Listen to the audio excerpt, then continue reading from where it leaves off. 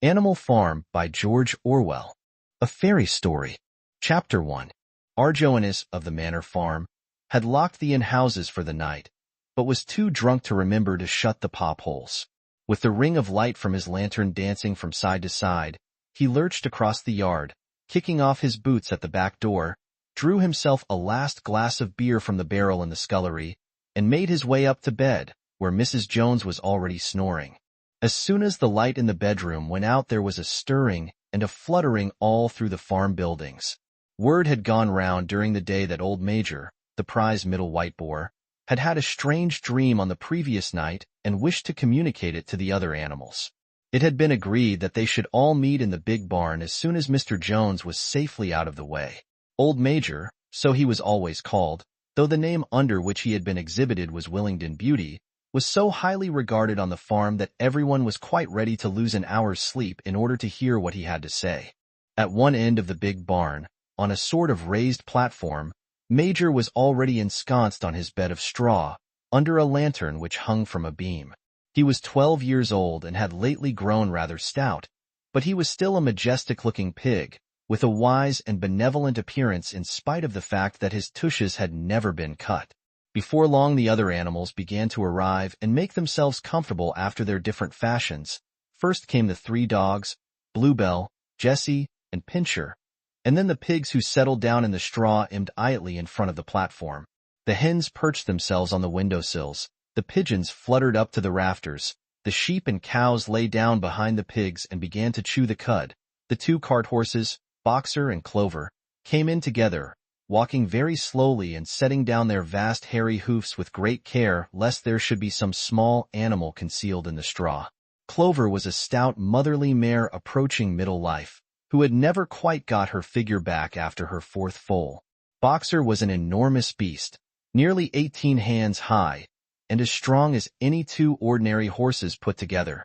A white stripe down his nose gave him a somewhat stupid appearance, and in fact he was not of first-rate intelligence, but he was universally respected for his steadiness of character and tremendous powers of work.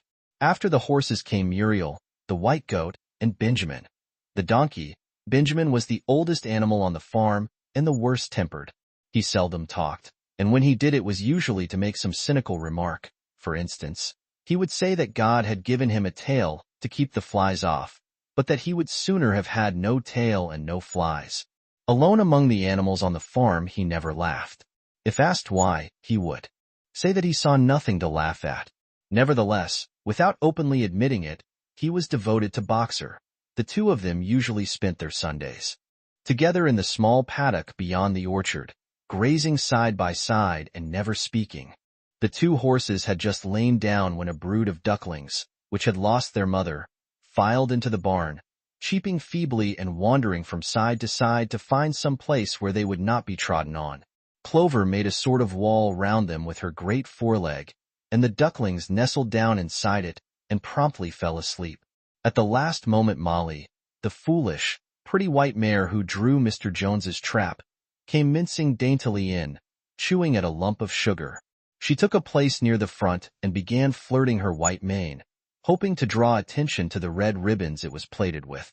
Last of all came the cat, who looked round, as usual, for the warmest place, and finally squeezed herself in between Boxer and Clover. There she purred contentedly throughout Major's speech without listening to a word of what he was saying. All the animals were now present except Moses, the tame raven, who slept on a perch behind the back door. When Major saw that they had all made themselves comfortable and were waiting attentively, he cleared his throat and began. "Comrades, you have heard already about the strange dream that I had last night, but I will come to the dream later. I have something else to say first. Do not think, comrades, that I shall be with you for many months longer, and before I die, I feel it my duty to pass on to you such wisdom as I have acquired. I have had a long life. I have had much time for thought as I lay alone in my stall, and I think I may say that I understand the nature of life on this earth as well as any animal now living. It is about this that I wish to speak to you.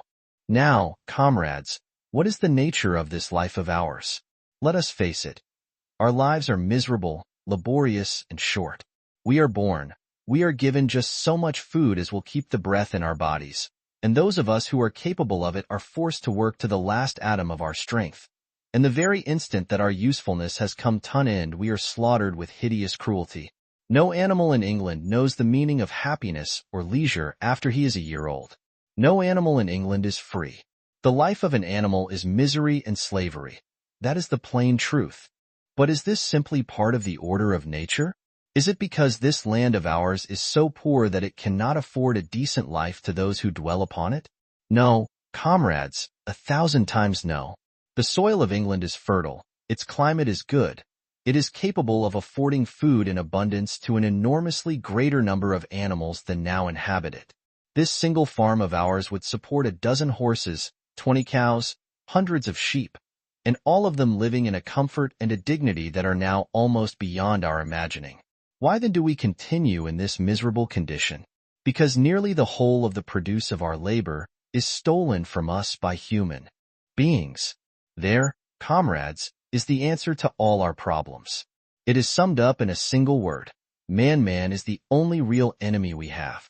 Remove man from the scene, and the root cause of hunger and overwork is abolished forever. Man is the only creature that consumes without producing. He does not give milk, he does not lay eggs, he is too weak to pull the plow, he cannot run fast enough to catch rabbits, yet he is lord of all the animals, he sets them to work, he gives back to them the bare minimum that will prevent them from starving, and the rest he keeps for himself. Our labor tills the soil, our dung fertilizes it, and yet there is not one of us that owns more than his bare skin. You cows that I see before me, how many thousands of gallons of milk have you given during this last year? And what has happened to that milk, which should have been breeding up sturdy calves? Every drop of it has gone down the throats of our enemies. And you hens, how many eggs have you laid this last year? And how many of those eggs ever hatched into chickens? The rest have all gone to market to bring in money for Jones and his men. And you, Clover, where are those 4 foals you bore? Who should have been the support and pleasure of your old age? Each was sold at a year old. You will never see one of them again. In return for your 4 confinements and all your labor in the field, what have you ever had except your bare rations and a stall? And even the miserable lives we lead are not allowed to reach their natural span. For myself I do. Not grumble, for I am one of the lucky ones. I am 12 years old and have had over 400 children. Such is the natural life of a pig. But no animal escapes the cruel knife in the end. You young porkers who are sitting in front of me, every one of you will scream your lives out at the block within a year. To that horror we all must come. Cows, pigs, hens, sheep, everyone. Even the horses and the dogs have no better fate. You, boxer, the very day that those great muscles of yours lose their power, Jones will sell you to the knacker, who will cut your throat and boil you down for the foxhounds. As for the dogs, when they grow old and toothless, Jones ties a brick round their necks and drowns them in the nearest pond. Is it not crystal clear, then, comrades, that all the degree evils of this life of ours spring from the tyranny of human beings? Only get rid of man, and the produce of our labor would be our own. Almost overnight we could become rich and free. What then must we do? Why, work night and day, body and soul, for the overthrow of the human race. That is my message to you, comrades. Rebellion? I do not know when that rebellion will come. It might be in a week or in 100 years, but I know, as surely as I see this straw beneath my feet, that sooner or later justice will be done. Fix your eyes on that, comrades, throughout the short remainder of your lives. And above all, pass on this message of mine to those who come after you, so that future generations shall carry on the struggle until it is victorious. And remember, comrades, your resolution must never falter. No argument must lead you astray. Never listen when they tell you that man and the animals have a common interest, that the prosperity of the one is the prosperity of the others. It is all lies. Man serves the interests of no creature except himself, and among us animals let there be perfect unity, perfect comradeship in the struggle. All men are enemies, all animals are comrades. At this moment there was a tremendous uproar. While Major was speaking, 4 large rats had crept out of their holes and were sitting on their hind quarters listening to him. The dogs had suddenly caught sight of them, and it was only by a swift dash for their holes that the rats saved their lives, Major raised his trotter for silence. "Comrades," he said, "here is a point that must be settled. The wild creatures, such as rats and rabbits, are they our friends or our enemies? Let us put it to the vote. I propose this question to the Mekting. Are Rats cum radas? The vote was taken at once, and it was agreed by an overwhelming majority that rats were comrades. There were only 4 dissentients, the 3 dogs and the cat, who was afterwards discovered to have voted on both sides. Major continued, "They've little more to say.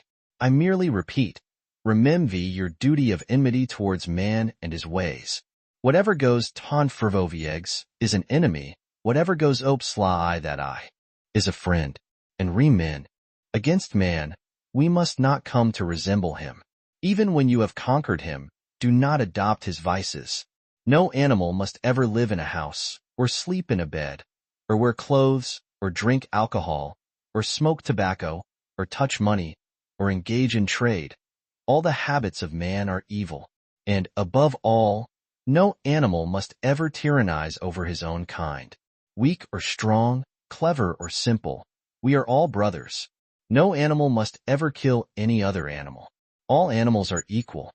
And now, comrades, I will tell you about my dream of last night. I cannot describe that dream to you. It was a dream of the earth as it will be when man has vanished. But it reminded me of something that I had long forgotten. Many years ago, when I was a little pig, my mother and the other sows used to sing an old song of which they knew only the tune and the 3 first words. I had known that tune in my infancy, but it had long since passed out of my mind. Last night, however, it came back to me in my dream. And what is more, the words of the song also came back, words, I am certain, which were sung by the animals of long ago and have been lost to memory for generations.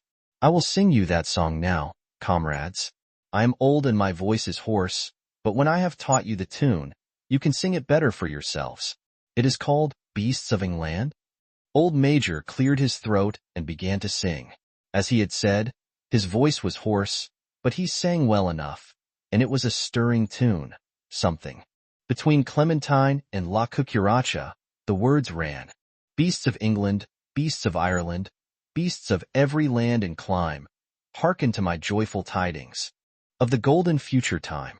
Soon or late the day is coming, tyrant man shall be o'erthrown, and the fruitful fields of England shall be trod by beasts alone.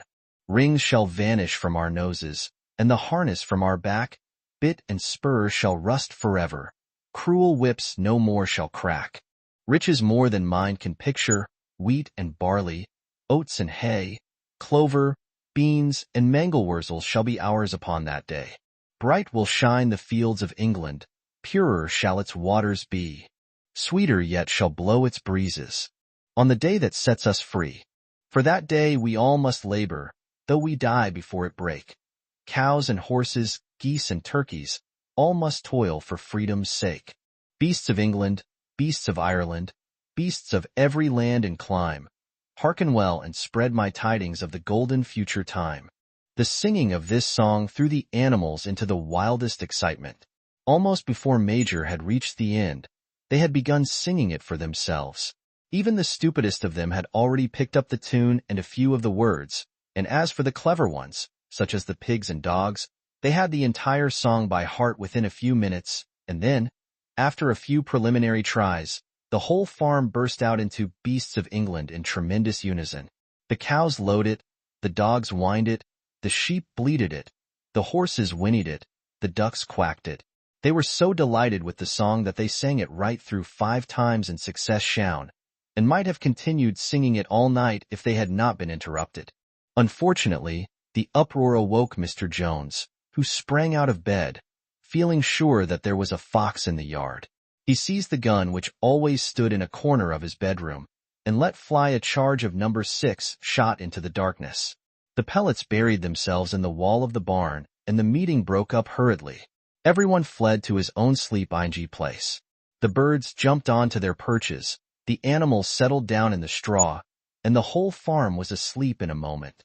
Chapter 2. Ces nights later old Major died peacefully in his sleep. His body was buried at the foot of the orchard. This was early in March. During the next 3 months, there was much secret activity. Major's speech had given to the more intelligent animals on the farm a completely new outlook on life. They did not know when the rebellion predicted by Major would take place. They had no reason for thinking that it would be within their own lifetime, but they saw clearly that it was their duty to prepare for it. The work of teaching and organizing the others fell naturally upon the pigs, who were generally recognized as being the cleverest of the animals. Preeminent among the pigs were 2 young boars named Snowball and Napoleon, whom Mr. Jones was breeding up for sale. Napoleon was a large, rather fierce-looking Berkshire boar, the only Berkshire on the farm, not much Ofa talker, but with a reputation. For getting his own way, Snowball was a more vivacious pig than Napoleon, quicker in speech and more dared to have the same. Inventive, but was not consy depth of character. All the other male pigs on the farm were porkers. The best known among them was a small fat pig named Squealer, with very round cheeks, twinkling eyes, nimble movements, and a shrill voice. He was a brilliant talker, and when he was arguing some difficult point he had a way of skipping from side to side and whisking his tail which was somehow very persuasive. The others said of Squealer that he could turn black into white. These 3 had elaborated old Major's teachings into a complete system of thought, to which they gave the name of animalism. Several nights a week, after Mr. Jones was asleep, they held secret meetings in the barn and expounded the principles of animalism to the others. At the beginning they met with such stupidity and apathy. Some of the animals talked of the duty of loyalty to Mr. Jones, whom they referred to as Master, or made elementary remarks such as, "Mr. Jones feeds us. If he were gone, we should starve to death." Others asked such questions as, "Why should we care what happens after we are dead?" Or, "If this rebellion is to happen anyway, what difference does it make whether we work for it or not?" And the pigs had great difficulty in making them see that this was contrary to the spirit of animalism. The stupidest questions of all were asked by Molly, the white mare. The very first question she asked Snowball was, "Will there still be sugar after the rebellion?" "No," said Snowball firmly. "We have no means of sugar on this farm. Besides, you do not need sugar. You will have all the oats and hay you want." "And shall I still be allowed to wear ribbons in my mane?" asked Molly. "Comrade," said Snowball, "those ribbons that you are so devoted to are the badge of slavery. Can you not understand that liberty is worth more than ribbons?" Molly agreed, but she did not sound very convinced. The pigs had an even harder struggle to counteract the lies put about by Moses, the tame raven. Moses, who was Mr. Jones's especial pet, was a spy and a talebearer, but he was also a clever talker.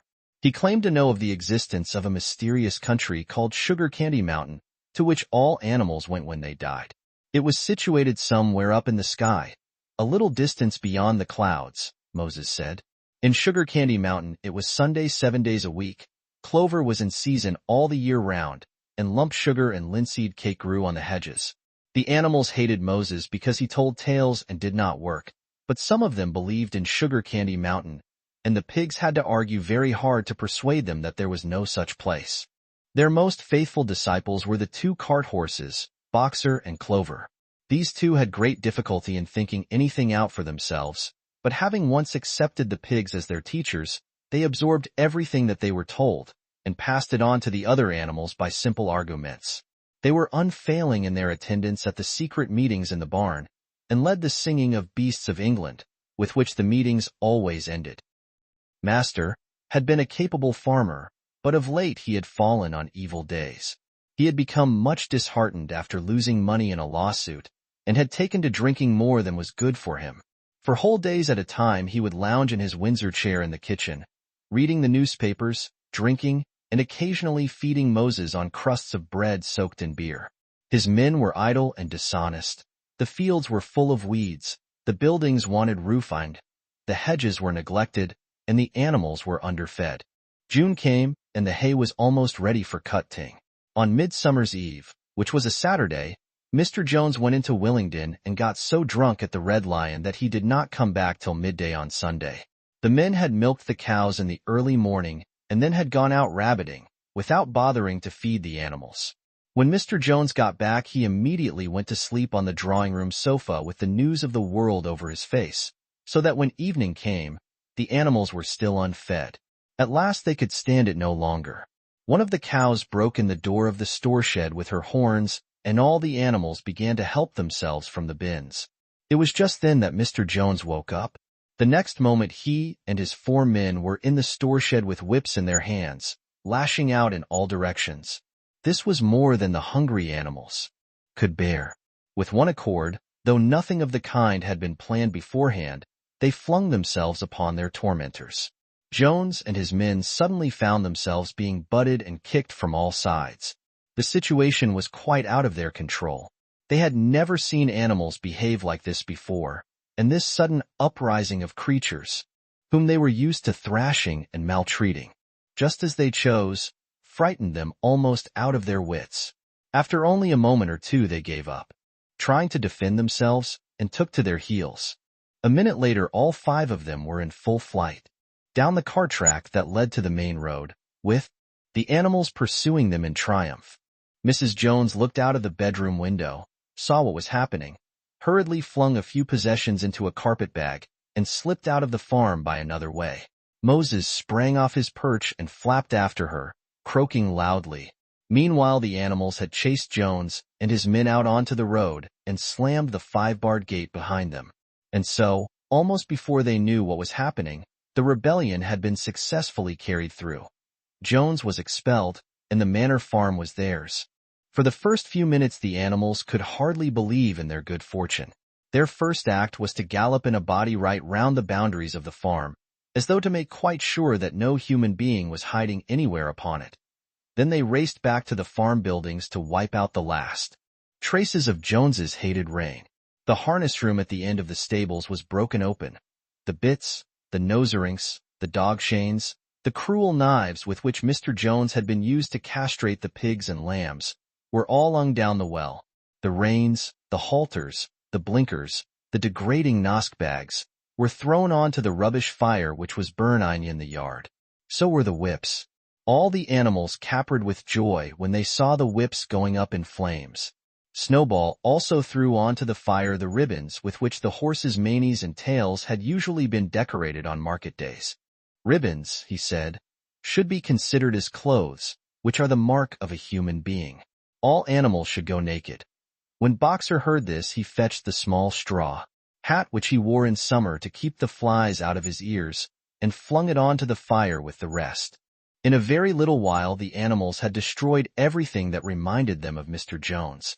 Napoleon then led them back to the store shed and served out a double ration of corn to everybody, with 2 biscuits for each dog.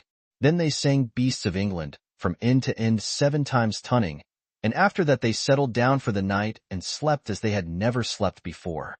But they woke at dawn as usual, and suddenly remembering the glorious thing that had happened, they all raced out into the pasture together. A little way down the pasture there was a knoll that commanded a view of most of the farm. The animals rushed to the top of it and gazed round them in the clear morning light. Yes, it was theirs.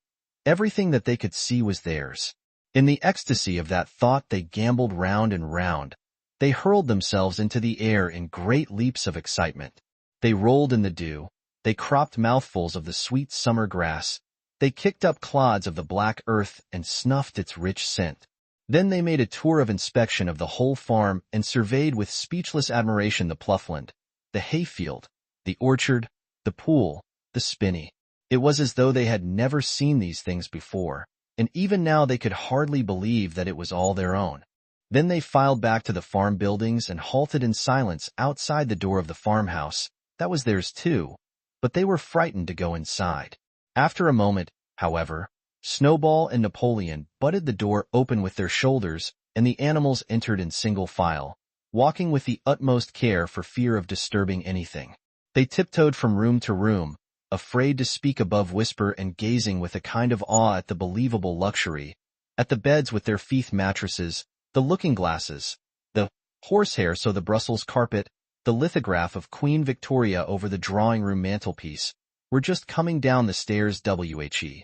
One essay covered to be missing. Going found that she had remained bedroom. She had taken F/T of blue ribbon AR5S from Mrs. Jones's dressing table, and was holding it against her shoulder and admiring herself in the glass in a very foolish manner. The others reproached her sharply, and they went outside. Some hams hanging in the kitchen were taken out for burial, and the barrel of beer in the scullery was stove in with a kick from Boxer's hoof. Otherwise, nothing in the house was touched. A unanimous resolution was passed on the spot that the farmhouse should be preserved as a museum. All were agreed that no animal must ever live there. The animals had their breakfast, and then Snowball and Napoleon called them together again. "Comrades," said Snowball, "it is 6:30 and we have a long day before us. Today we begin the hay harvest. But there is another matter that must be attended to first." The pigs now revealed that during the past 3 themselves to read in book which had belonged which had been thrown Olean, sent for pots of black the way down to the 5 barred gate that gave Nowball, who was best at age between the 2 knuckles of now onwards, aft buildings, where ladder which they caused to be set against the end wall of the big barn. They explained that by their studies of the past 3 months, the pigs had succeeded in reducing the principles of animalism to 7 commandments.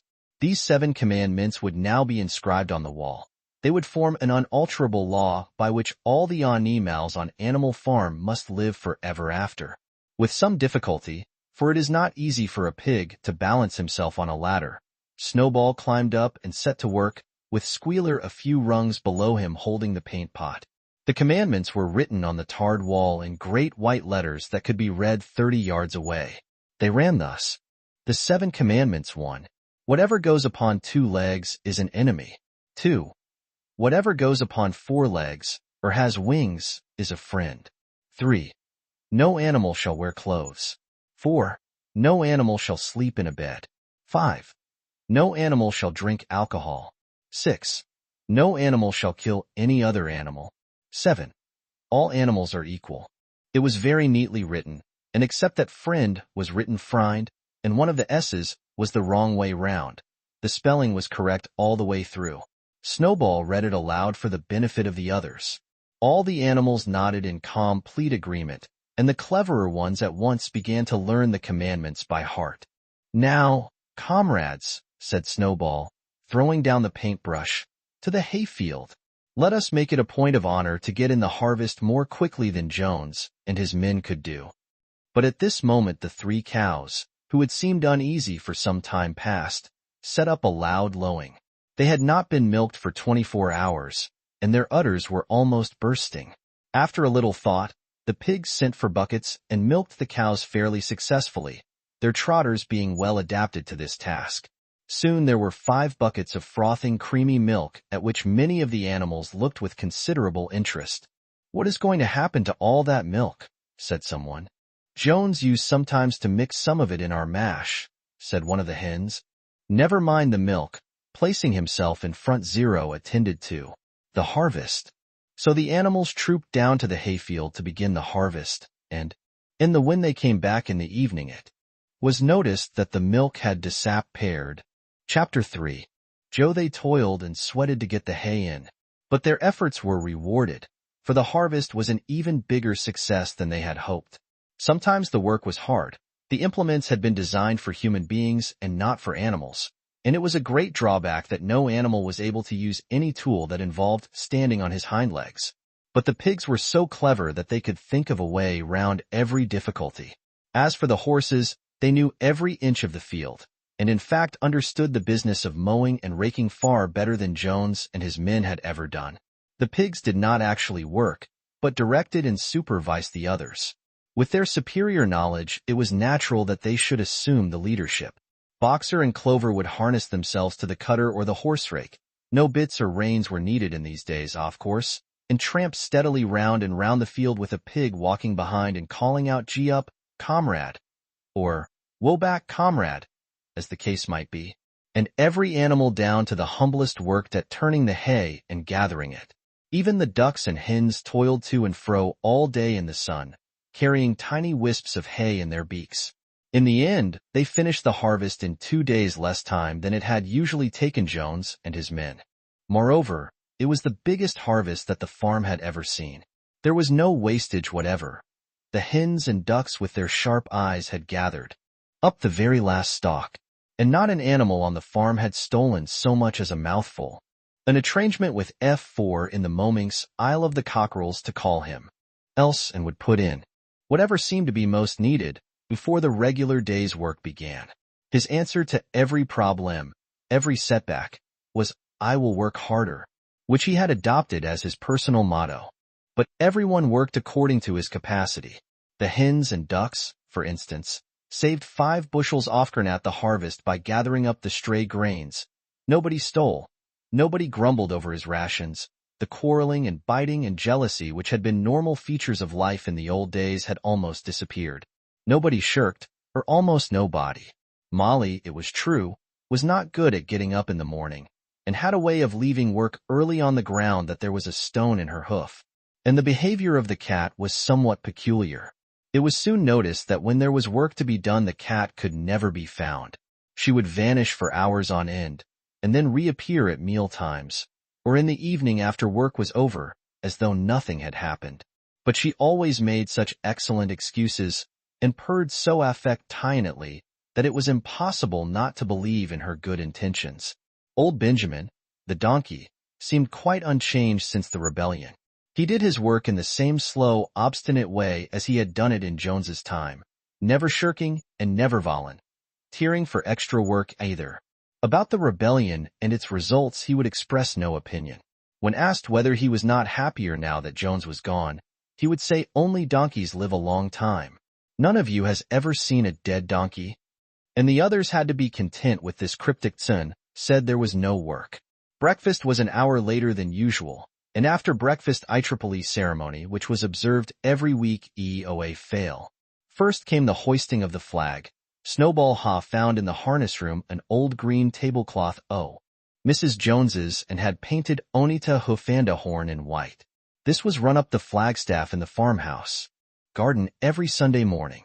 The flag was green, Snowball explained, to represent the green fields of England, while the hoof and horn signified the future republic of the animals which would arise when the human race had been finally erected. After the hoisting of the flag, all the animals troop into the big barn for a general assembly which was known as the seating. Here the work of the coming week was planned out and resolutions were put for Ward and Deba could be counted on to oppose it. Even when it was resolved, a thin and one ended with the singing of Beasts of England, and the afternoon was given up to recreation. The pigs had set aside the harness room as a headquarters for themselves. Here, in the evening, they studied blacksmithing, carpentering, and other necessary arts from books which they had brought out of the farmhouse. Snowball also busied himself with organizing the other animals into what he called animal committees. He was indefatigable at this.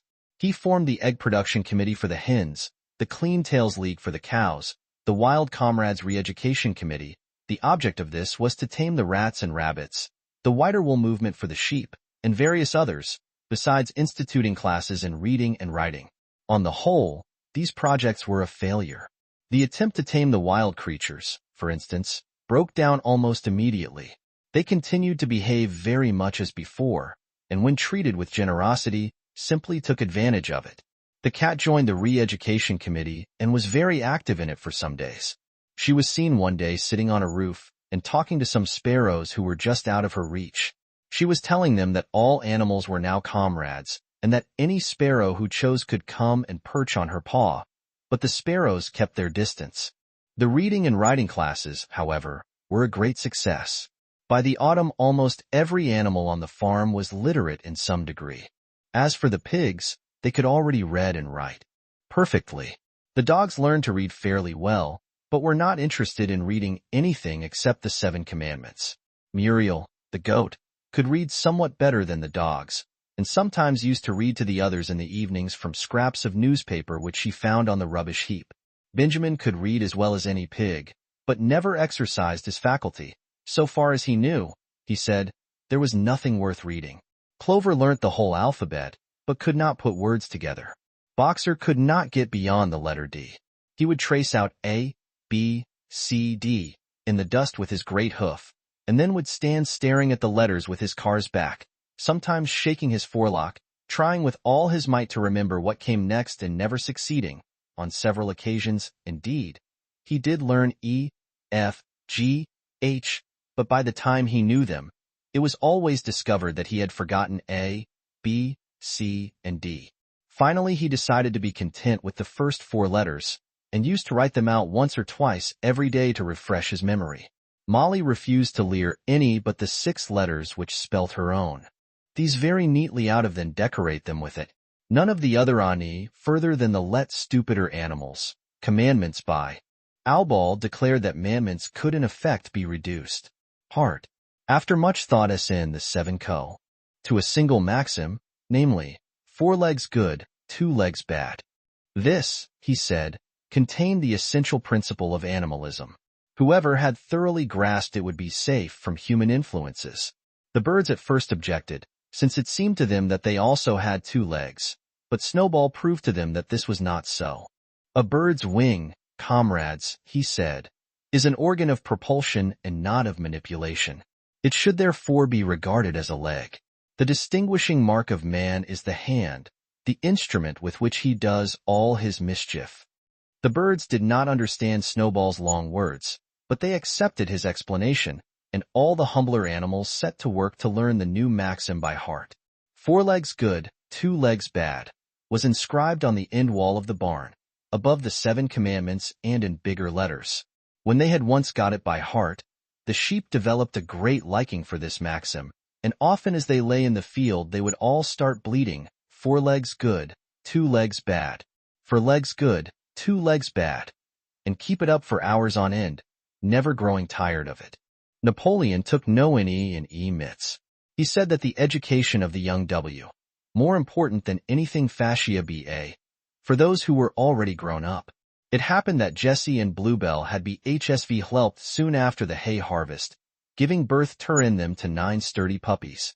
As soon as were weaned, Napoleon took them away from their mothers, saying that he would make himself responsible for their education. He took them up into a loft which could only be reached by a ladder from the harness room, and there kept them in such seclusion that the rest of the farm soon forgot their existence. The mystery of where the milk went to was soon cleared up. It was mixed every day into the pig's mash. The early apples were now ripening, and the grass of the orchard was littered with windfalls. The animals had assumed as a matter of course that these would be shared out equally. One day, however, the order went forth that all the windfalls were to be collected and brought to the harness room for the use of the pigs. At this some of the other animals murmured, but it was no use.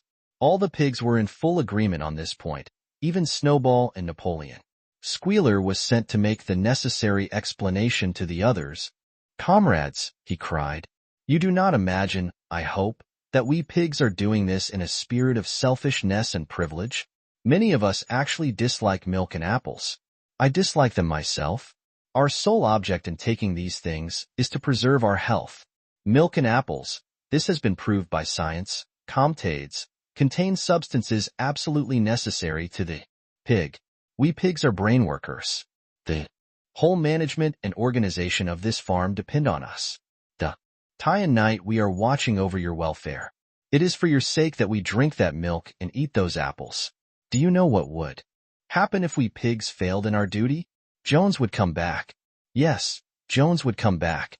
Surely, comrades, cried Squealer almost pleadingly, skipping from side to side and whisking his tail. Surely there is no one among you who wants to see Jones come back? Now if there was one thing that the animals were completely certain of, it was that they did not want Jones back. When it was put to them in this light, they had no more to say. The importance of keeping the pigs in good health was all too obvious.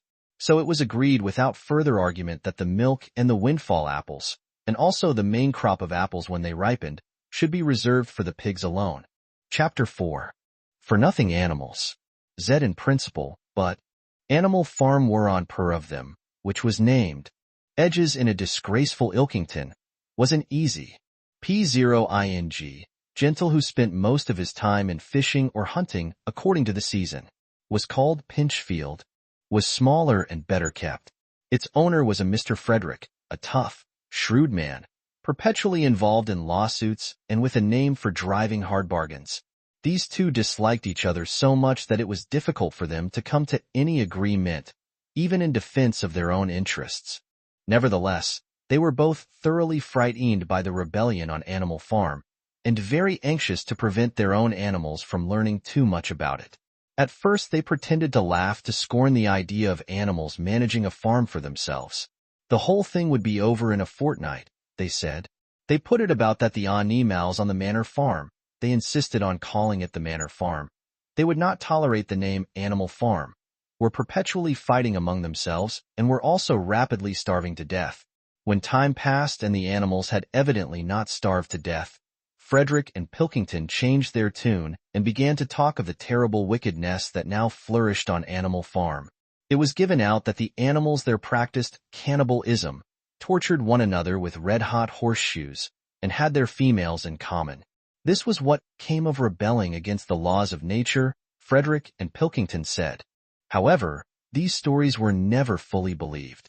Rumors of a wonderful farm, where the human beings had been turned out and the animals managed their own affairs, continued to circulate in vague and distorted forms, and throughout that year, a wave of rebelliousness ran through the countryside. Bulls which had always been tractable suddenly turned savage. Sheep broke down hedges and devoured the clover. Cows kicked the pail over. Hunters refused their fences and shot their riders onto the other side. Above all, the tune and even the words of Beasts of England were known everywhere. It had spread with astonishing speed. The human beings could not contain their rage when they heard this song, though they pretended to think it merely ridiculous. They could not understand, they said, how even animals could bring themselves to sing such contemptible rubbish. Any animal caught singing it was given a flogging on the spot. And yet the song was irrepressible. The blackbirds whistled it in the hedges, the pigeons coved it in the elms. It got into the din of the smithies and the tune of the church bells. And when the human beings listened to it, they secretly trembled. Moan, hearing in it a prophecy of. Early in October, when the corn was cut and stacked and some of it was already threshed, a flight of pigeons came whirling through the air and alighted in the yard of Animal Farm in the wildest excitement. DNS, who was marching to capture of the ire, were going to attempt the. This had long been expected, and all preparations had been made. Snowball, who had studied an old book of Julius Caesar's campaigns which he had found in the farmhouse, was in charge of the defensive operations.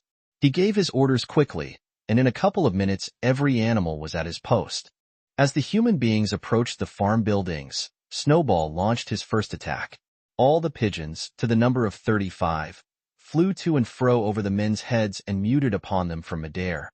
And while the men were dealing with this, the geese, who had been hiding behind the hedge, tushed out and pecked viciously at the calves of their legs. However, this was only a light skirmishing maneuver, intended to create a little disorder, and the men easily drove the geese off with their sticks. Snowball now launched his second line of attack. Muriel, Benjamin, and all the sheep, with Snowball at the head of them, rushed forward and prodded and butted the men from every side, while Benjamin turned round and lashed at them with his small hoofs. But once again the men, with their sticks and their hobnailed boots, were too strong for them, and suddenly, at a squeal from Snowball, which was the signal for retreat, all the animals turned and fled. The gateway into the yard. Men gave a shout of triumph. They saw, as May imagined, their enemies in flight, and they tushed after them in disorder. This was just what Snowball had intended.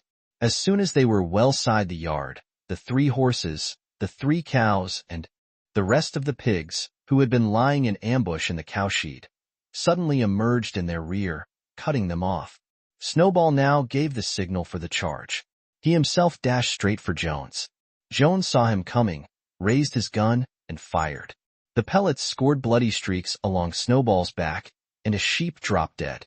Without halting for an instant, Snowball flung his 15-stone against Jones's legs. Jones was hurled into a pile of dung, and his gun flew out of his hands. But the most terrifying spectacle of all was Boxer, rearing up on his hind legs and striking out with his great iron-shod hoofs like a stallion. His very first blow took a stable lad from Foxwood on the skull and stretched him lifeless in the mud. At the sight, several men dropped their sticks and tried to run. Panic overtook them, and the next moment all the animals together were chasing them round and round the yard. They were gored, kicked, bitten, trampled on. There was not an animal on the farm that did not take vengeance on them after his own fashion. Even the cat suddenly leapt off a roof onto a cowman's shoulders and sank her claws in his neck, at which he yelled horribly. At a moment when the opening was clear, the men were glad enough to rush out of the yard and make a bolt for the main road. And so within 5 minutes of their invasion, they were in ignominious retreat by the same way as they had come, with a flock of geese as sin. After them and pecking at their calves all the way. All the men were gone except one.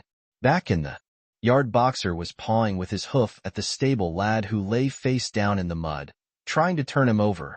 The boy did not stir. "He is dead," said Boxer sorrowfully. "I had no intention of doing that. I forgot that I was wearing iron shoes. Who will believe that I did not do this on purpose?" "No sentimentality, comrade," cried Snowball, from whose wounds the blood was still dripping. War is war. "The only good human being is a dead one.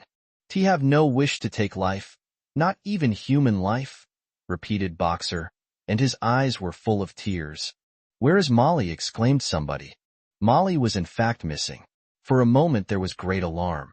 It was feared that the men might have harmed her in some way, or even carried her off with them. In the end, however, she was found hiding in her stall with her head buried among the hay in the manger. She had taken to flight as soon as the gun went off, and when the others came back from looking for her, it was to find that the stable lad, who in fact was only stunned, had already recovered and made off. The animals had now reassembled in the wildest excitement, each recounting his own exploits in the battle at the top of his voice. An impromptu seal bratillon of the victory was held immediately. The flag was run up and Beasts of England was sung a number of times. Then the sheep who had been killed was given a solemn funeral, a hawthorn bush being planted on her grave.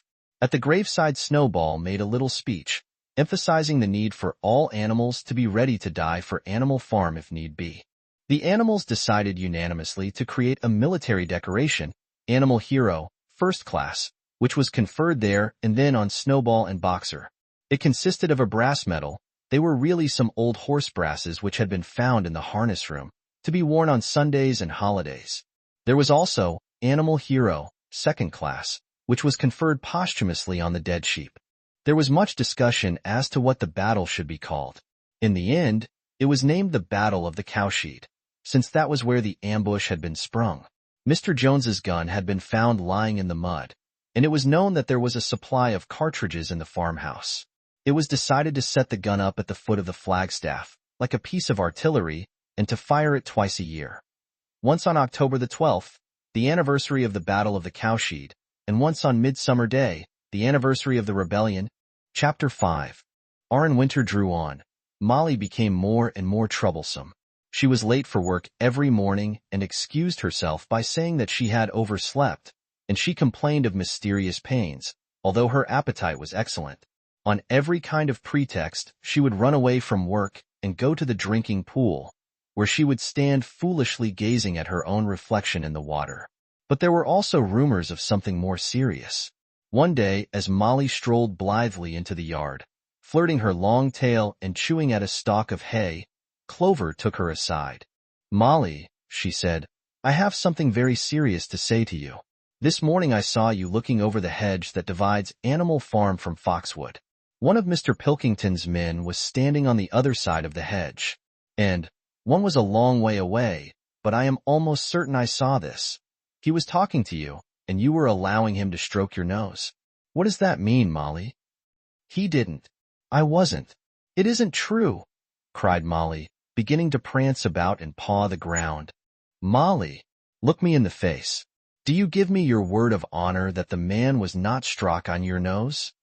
"TT isn't true," repeated Molly, but she could not look Clover in the face, and the next moment she took to her heels and galloped away into the field. A thought struck Clover. Without saying anything to the others, she went to Molly's stall and turned over the straw with her hoof. Hidden under the straw was a little pile of lump sugar and several bunches of ribbon of different colors. 3 days later Molly disappeared. For some weeks, nothing was known of her whereabouts. Then the pigeons reported that they had seen her on the other side of Willingdon. She was between the shafts of a smart dog cart painted red and black, which was standing outside a public house. A fat red-faced man in check breeches and gaiters, who looked like a publican, was stroking her nose and feeding her with sugar. Her coat was newly clipped, and she wore a scarlet ribbon round her forelock. She appeared to be enjoying herself, so the pigeons said. None of the animals ever mentioned Molly again. In January there came bitterly hard weather. The earth was like iron, and nothing could be done in the fields. Many meetings were held in the big barn, and the pigs occupied themselves with planning out the work of the coming season. It had come to be accepted that the pigs, who were manifestly cleverer than the other animals, should decide all questions of farm policy, though their decisions had to be ratified by a majority vote. This arrangement would have worked well enough if it had not been for the disputes between Snowball and Napoleon. These two disagreed at every point where disagreement was possible. If one of them suggested sowing a bigger acreage with barley, the other was certain to demand a bigger acreage of oats, and if one of them said that such and such a field was just right for cabbages, the other would declare that it was useless for anything except roots. Each had his own ing, and there were some violent debates. At the meetings, Snowball often won over the majority by his brilliant speeches, but Napoleon was better at canvassing support for himself in between times. He was especially successful with the sheep. Of late, the sheep had taken to bleating 4 legs good, 2 legs bad both in and out of season, and they often interrupted the meeting with this. It was noticed that they were especially liable to break into 4 legs good, 2 legs bad at the crucial moments in Snowball's speeches. Snowball had made a close study of some back numbers of the farmer and stock breeder which he had found in the farmhouse, and was full of plans for innovations and improvements. He talked learnedly about field drains, silage, and basic slag, and had worked out a complicated scheme for all the animals to drop their dung directly in the fields, at a different spot every day, to save the labor of cartage. Napoleon produced no schemes of his own, but said quietly that Snowball's would come to nothing, and seemed to be biding his time. But of all their controversies, none was so bitter as the one that took place over the windmill. In the long pasture, not far from the farm buildings, there was a small knoll which was the highest point on the farm. After surveying the ground, Snowball declared that this was just the place for a windmill, which could be made to operate a dynamo and supply the farm with electrical power. This would light the stalls and warm them in winter, and would also run a circular saw, a chaff cutter, 2 mangel slicer, and an electric milking machine. The animals had never heard of anything of this kind before, for the farm was an old-fashioned one and had only the most primitive machinery, and they listened in astonishment while Snowball conjured up pictures of fantastic machines which would do their work for them while they grazed at their ease in the fields or improved their minds with reading and conversation. Within a few weeks, Snowball's plans for the windmill were fully worked out. The mechanical details came mostly from 3 books which had belonged to Mr. Jones, 1,000 Useful Things to Do About the House, Every Man His Own Bricklayer, and Electricity for Beginners. Snowball used as his study a shed which had once been used for incubators, and had a smooth wooden floor, suitable for drawing on. He was closeted there for hours at a time, with his books held open by a stone, and with a piece of chalk gripped between the knuckles of his trotter, he would move rapidly to and fro, drawing in line after line and uttering little whimpers of excitement. Gradually the plans grew into a complicated mass of cranks and cogwheels, covering more than half the floor, which the other animals found completely unintelligible, but very impressive. All of them came to look at Snowball's drawings at least once a day. Even the hens and ducks came, and were at pains not to tread on the chalk marks. Only Napoleon held aloof. He had declared himself against the windmill from the start. One day, however, he arrived unexpectedly to examine the plans. He walked heavily round the shed, looked closely at every detail of the plans and snuffed at them once or twice, then stood for a little while contemplating them out of the comber of his eye. Then suddenly he lifted his leg, urinated over the plans, and walked out without uttering a word. The whole farm was deeply divided on the subject of the windmill. Snowball did not deny that to build it would be a difficult business. Stone would have to be quarried and built up into walls, then the sails would have to be made, and after that there would be need for dynamos and cables. How these were to be procured, Snowball did not say, but he maintained that it could all be done in a year. And thereafter, he declared, So much labor would be saved that the animals would only need to work 3 days a week. Napoleon, on the other hand, argued that the great need of the moment was to increase food production, and that if they wasted time on the windmill, they would all starve to death. The animals formed themselves into two factions under the slogans, "Vote for Snowball" and the 3-day week, and "Vote for Napoleon" and the full manger. Benjamin was the only animal who did not side with either faction. He refused to believe either that food would become more plentiful or that the windmill would save work. Windmill or no windmill, he said, life would go on as it had always gone on, that is, badly. The other farms. The one argued that if they could not defend themselves they were bound to be conquered. The other argued that if rebellions happened. Speaking at the moment, at last the day came when Snowball's plans were completed. At the meeting on the following Sunday, the question of whether or not to begin work on the windmill was to be put to the vote. When the animals had assembled in the big barn, Snowball stood up and, though occasionally interrupted by bleating from the sheep, set forth his reasons for advocating the building of the windmill. Then Napoleon stood up to reply. He said very quietly that the windmill was nonsense and that he advised nobody to vote for it, promptly sat down again. He had spoken for barely 30 seconds and seemed almost indifferent as to the effect he produced.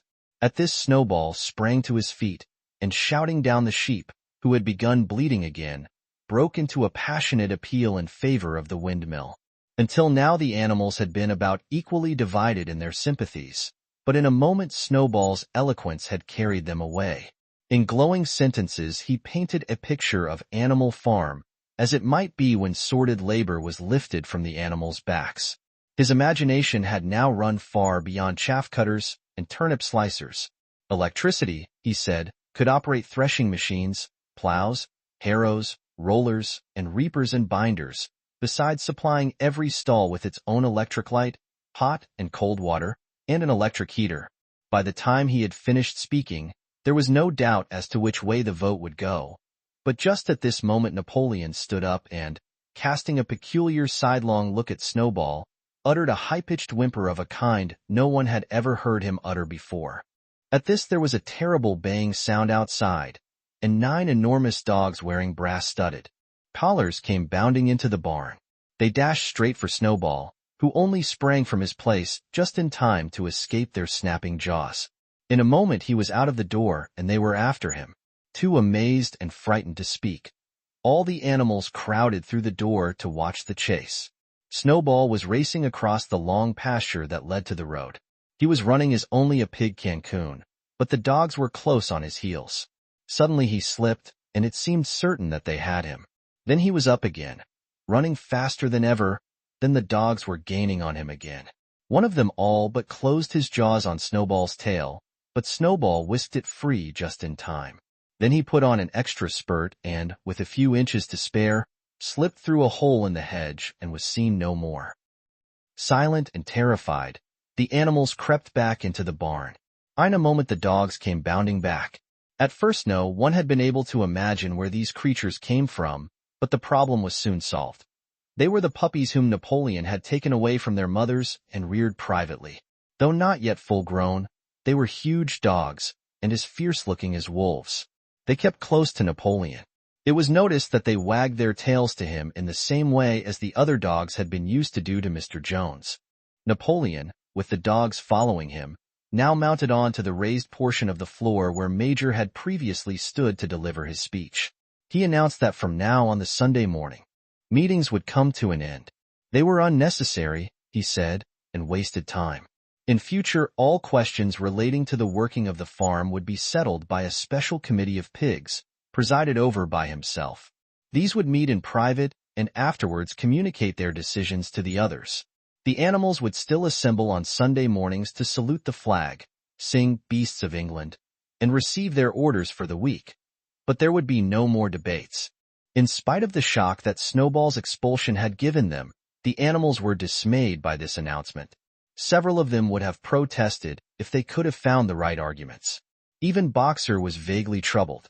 He set his ears back, shook his forelocks several times, and tried hard to marshal his thoughts. But in the end he could not think of anything to say.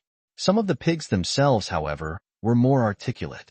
For young porkers in the front, Row uttered shrill squeals of disapproval, and all four of them sprang to their feet and began speaking at once.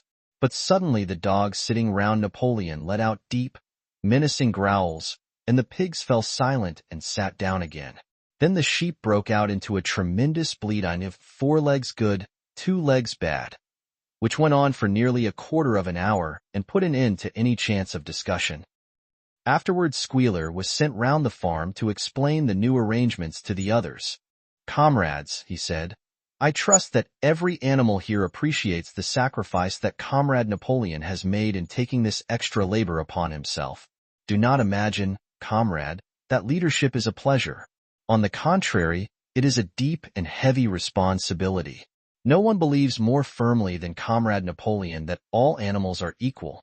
He would be only too happy to let you make your decisions for yourselves. But sometimes you might make the wrong decisions, comrades, and then where should we be? Suppose you had decided to follow Snowball, with his moonshine of windmills. Snowball, who, as we now know, was no better than a criminal? He fought bravely at the Battle of the Cowshed," said somebody. "Bravery is not enough," said Squealer. "Loyalty and obedience are more important. And as to the Battle of the Cowshed, I believe the time will come when we shall find that Snowball's part in it was much exaggerated. Discipline, comrades, iron discus pline. That is the watchword for today. One false step, and our enemies would be upon us. Surely, comrades, you do not want Jones back?"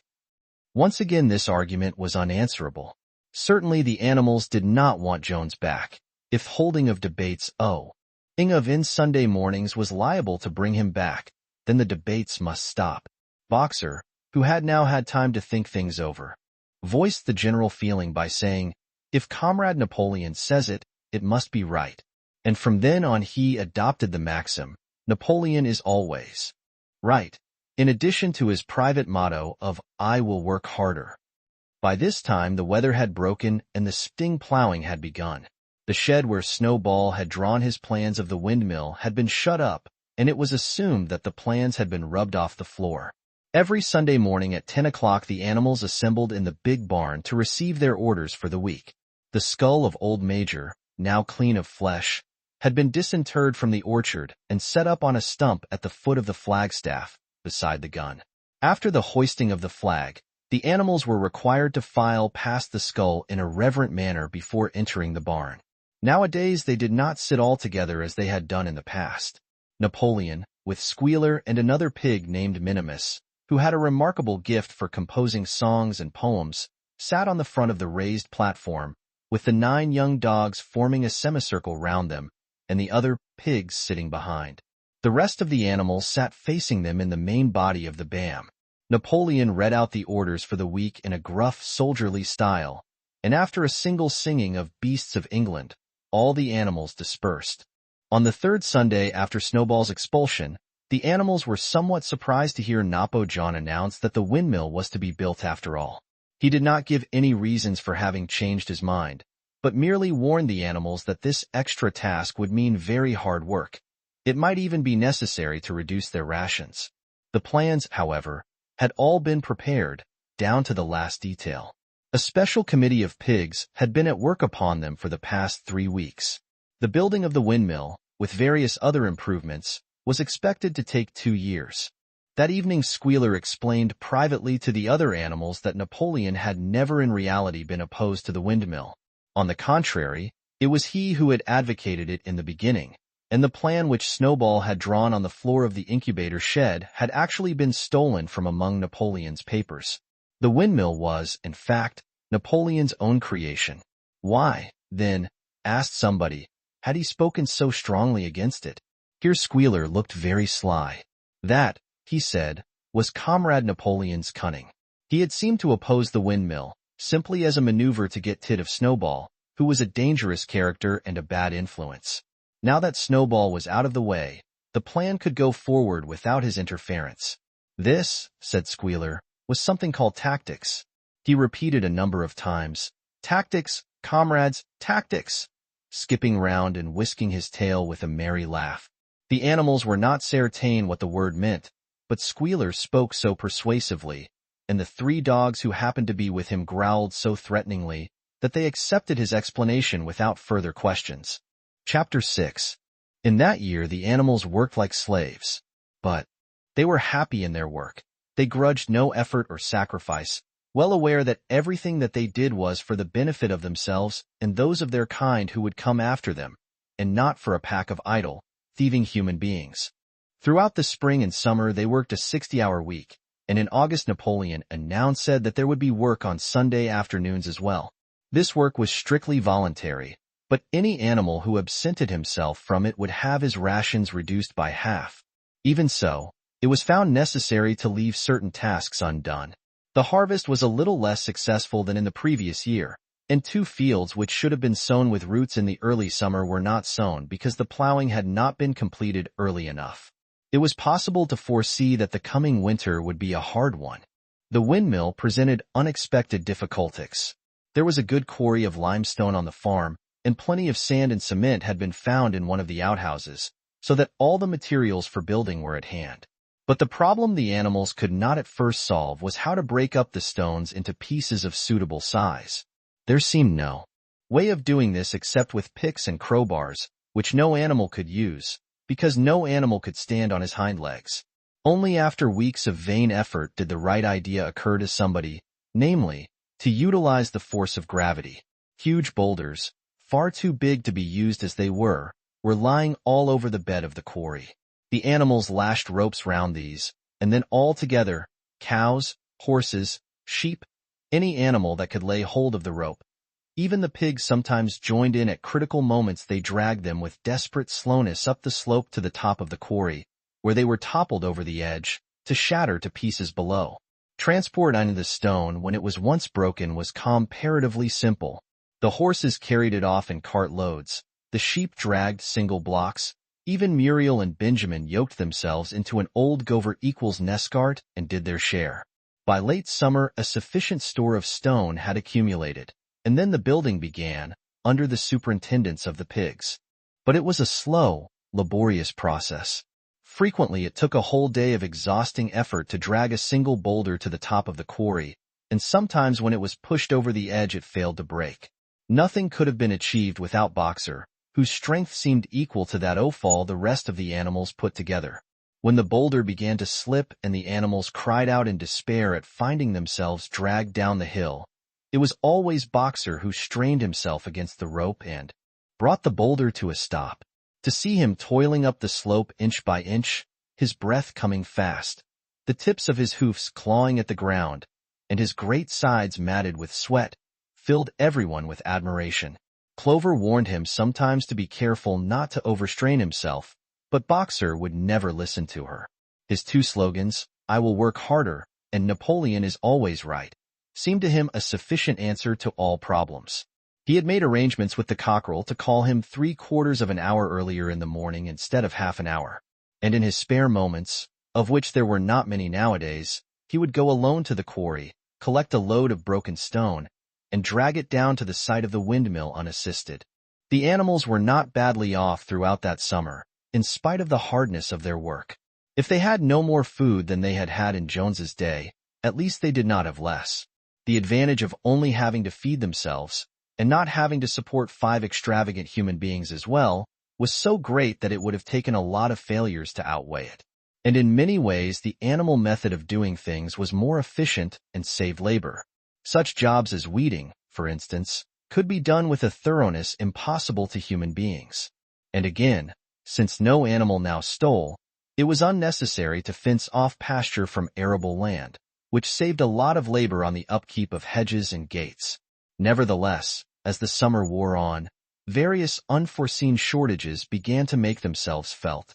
There was need of paraffin oil, nails, string, dog biscuits, and iron for the horses' shoes, none of which could be produced on the farm. Later there would also be need for seeds and artificial manure, besides various tools and, finally, the machinery for the windmill. How these were to be procured, no one was able to imagine. One Sunday morning, when the animals assembled to receive their orders, Napoleon announced that he had decided upon a new policy. From now onwards, Animal Farm would engage in trade with the neighboring farms. Not, of course, for any commercial purpose, but simply in order to obtain certain materials which were urgently necessary. The needs of the windmill must override everything else, he said. He was therefore making arrangements to sell a stack of hay and part of the current year's wheat crop, and later on, if more money were needed, it would have to be made up by the sale of eggs, for which there was always a market in Willingdon. The hens, said Napoleon, should welcome this sacrifice as their own special contribution towards the building of the windmill. Once again the animals were conscious of a vague uneasiness. Never to have any dealings with human beings, never to engage in trade, never to make use of money, had not these been among the earliest resolutions passed at that first triumphant meeting after Jones was expelled? All the animals remembered passing such resolutions, or at least they thought that. They remembered it. The 4 young pigs who had protested when Napoleon abolished the meetings raised their voices timidly, but they were promptly silenced by a tremendous growling from the dogs. Then, as usual, the sheep broke into 4 legs good, 2 legs bad, and the momentary awkwardness was smoothed over. Finally Napoleon raised his trotter for silence, and announced that he had already made all the arrangements. There would be no need for any of the animals to come in contact with human beings, which would clearly be most undesirable. He intended to take the whole burden upon his own shoulders. A Mr. Whymper, a solicitor living in Willingdon, had agreed to act as intermediary between Animal Farm and the outside world, and would visit the farm every Monday morning to receive his instructions. Napoleon ended his speech with his usual cry of "Long live Animal Farm," and after the singing of Beasts of England, the animals were dismissed. Afterwards Squealer made a round of the farm and set the animals' minds at rest. He assured them that the resolution against engaging in trade and using money had never been passed, or even suggested. It was pure imagination, probably traceable in the beginning to lies circulated by Snowball. A few animals still felt faintly doubtful, but Squealer asked them shrewdly, "Are you certain that this is not something that you have dreamed, comrades? Have you any record of such a resolution? Is it written down anywhere?" And since it was certainly true that nothing of the kind existed in writing, the animals were satisfied that they had been mistaken. Every Monday Mr. Whymper visited the farm as had been arranged. He was a sly-looking little man with side whiskers, a solicitor in a very small way of business, but sharp enough to have realized earlier that anyone else that Animal Farm would need a broker and that the commissions would be worth having. The animals watched his coming and going with a kind of dread, and avoided him as much as possible. Nevertheless, the sight of Napoleon, on all fours, delivering orders to Whymper, who stood on 2 legs, roused their pride and partly reconciled them to the new arrangement. Their relations with the human race were now not quite the same as they had been before.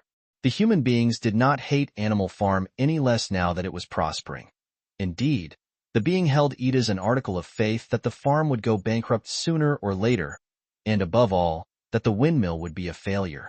They would meet in the public houses and prove to one another by means of diagrams that the windmill was bound to fall down, or that if it did stand up, then that it would never work. And yet, against their will, they had developed a certain Tespect foinspect for the efficiency affairs. One symptom zero gun to call animal fa ceased to pretend that they had also dropped. Why hated it more than ever. Every human, who had given up hope of getting his farm back and gone to live in another part of the country. Except through Whymper, there was as yet no contact between Animal Farm and the outside world, but there were constant rumors that Napoleon was about to enter into a definite business agreement, either with Mr. Pilkington of Foxwood or with Mr. Frederick of Pinchfield, but never, it was noticed, with both simultaneously. It was about this time that the pigs suddenly moved into the farmhouse and took up their residency there. Again the animals seemed to remember that a resolution against this had been passed in the early days, and again Squealer was able to convince them that this was not the case. It was absolutely necessary, he said, that the pigs, who were the brains of the farm, should have a quiet place to work in. It was also more suited to the dignity of the leader, for of late he had taken to speaking of Napoleon under the title of leader, to live in a house than in a mere sty. Nevertheless, some of the animals were disturbed when they heard that the pigs not only took their meals in the kitchen and used the drawing room as a recreation room, but also slept in the beds. Boxer passed it off as usual with Napoleon is always right, but Clover, who thought she remembered a definite ruling against beds, went to the end of the barn and tried to puzzle out the 7 commandments which were inscribed there. Finding herself unable to read more than individual letters, she fetched Muriel. "Muriel," she said, "read me the 4th commandment. Does it not say something about never sleeping in a bed?" With some difficulty Muriel spelt it out.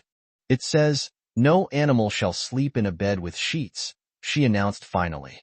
Curiously enough, Clover had not remembered that the 4th commandment mentioned sheets, but as it was there on the wall, it must have done so. And Squealer, who happened to be passing at this moment, attended by 2 or 3 dogs, was able to put the whole matter in its proper perspective. "You have heard, then, comrades," he said, "that we pigs now sleep in the beds of the farmhouse? And why not? You did not suppose, surely, that there was ever a ruling against beds? A bed merely means a place to sleep in. A pile of straw in a stall is a bed, properly regarded. The rule was against sheets, which area human invention. We have removed the sheets from the farmhouse beds, and sleep between blankets. And very comfortable beds they are too, but not more comfortable than we need, I can tell you, comrades, with all the brain work we have to do nowadays. You would not rob us of our repose, would you, comrades? You would not have us too tired to carry out our duties? Surely none of you wishes to see Jones back." The animals reassured him on this point immediately, and no more was said about the pigs sleeping in the farmhouse beds. And, too, when, some days afterwards, it was announced that from now on the pigs would get up an hour later in the mornings than the other animals, no complaint was made about that either. By the autumn the animals were tired but happy. They had had a hard year, and after the sale of part of the hay and corn, the stores of food for the winter were none too plentiful, but the windmill compensated for everything. It was almost half-built now.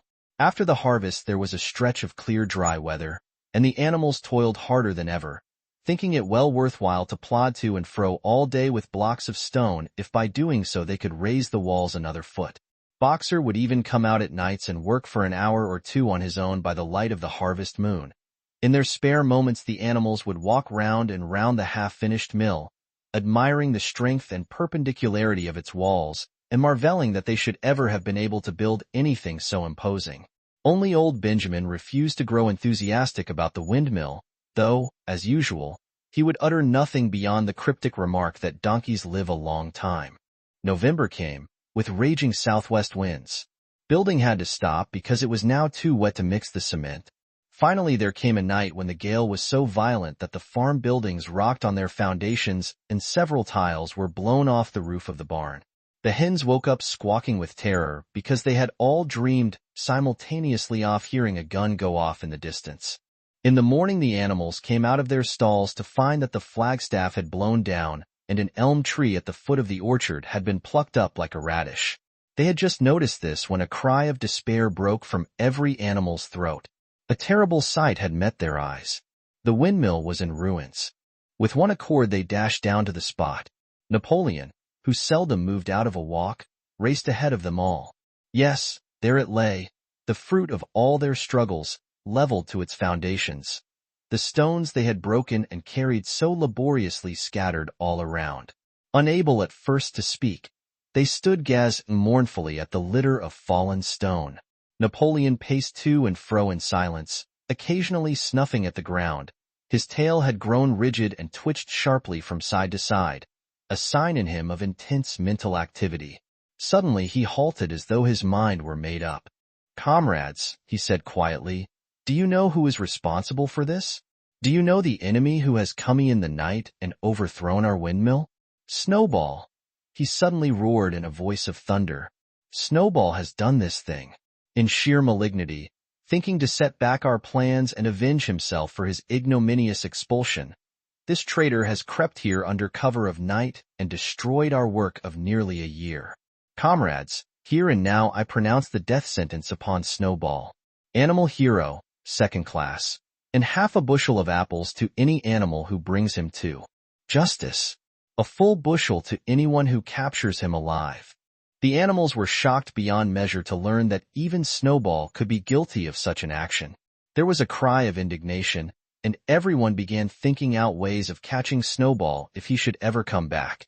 Almost immediately the footprints of a pig were discovered in the grass at a little distance from the knoll. They could only be traced for a few yards, but appeared to lead to a hole in the hedge. Napoleon snuffed deeply at them and pronounced them to be snowballs. He gave it as his opinion that Snowball had probably come from the direction of Foxwood Farm. "No more delays, comrades," said Napoleon when the footprints had been examined. "There is work to be done. This very morning we begin rebuilding the windmill, and we will build all through the winter, rain or shine. We will teach this miser-able traitor that he cannot undo our work so easily. Remember, comrades, there must be no alteration in our plans. They shall be carried out to the day. Forward, comrades. Long live the windmill. Long. Live Animal Farm." Chapter 7. Tea was a bitter winter. The stormy weather was i.e. by sleet and snow, and then by a hard frost which did not break till well into February. The animals carried on as best as they could with the rebuilding of the windmill, while knowing that the outside world was watching them and that the envious human beings would rejoice and triumph if the mill were not finished on time. Out of spite, the human beings pretended not to believe that it was Snowball who had destroyed the windmill. They said that it had fallen down because the walls were too thin. The animals knew that this was not the case. Still, it had been decided to build the walls 3 feet thick this time instead of 18 inches as before, which meant collecting much larger quantities of stone. For a long time the core was full of snowdrifts and nothing could be done. Some progress was made in the dry frosty weather that followed, but it was cruel work, and the animals could not feel so hopeful about it as they had felt before. They were always cold, and usually hungry as well. Only Boxer and Clover never lost heart. Squealer made excellent speeches on the joy of Ser equals vice and the dignity of labor, but the other animals found more inspiration in Boxer's strength and his never-failing cry of, "I will work harder." In January food fell short. The corn ration was drastically reduced, and it was announced that an extra potato ration would be issued to make up for it. Then it was discovered that the greater part of the potato crop had been frosted in the clamps, which had not been covered thickly enough. The potatoes had become soft and discolored, and only a few were edible. For days at a time the animals had nothing to eat but chaff and mangles. Starvation seemed to stare them in the face. It was vitally necessary to conceal this fact from the outside world. Emboldened by the collapse of the windmill, the human beings were inventing fresh lies about Animal Farm. Once again it was being put about that all the animals were dying of famine and disease, and that they were continually fighting among themselves and had resorted to cannibalism and infanticide. Napoleon was well aware of the bad results that might follow if the real facts of the food situation were known, and he decided to make use of Mr. Whymper to spread a contrary impression. Hitherto the animals had had little or no contact with Whymper on his weekly visits. Now, however, a few selected animals, mostly sheep, were instructed to remark casually in his hearing that rations had been increased. In addition, Napoleon ordered the almost empty bins in the store shed to be filled nearly to the brim with sand, which was then covered up with what remained of the grain and meal. On some suitable pretext Whymper was led through the store shed and allowed to catch a glimpse of the bins. He was deceived and continued to report to the outside world that there was no food shortage on Animal Farm.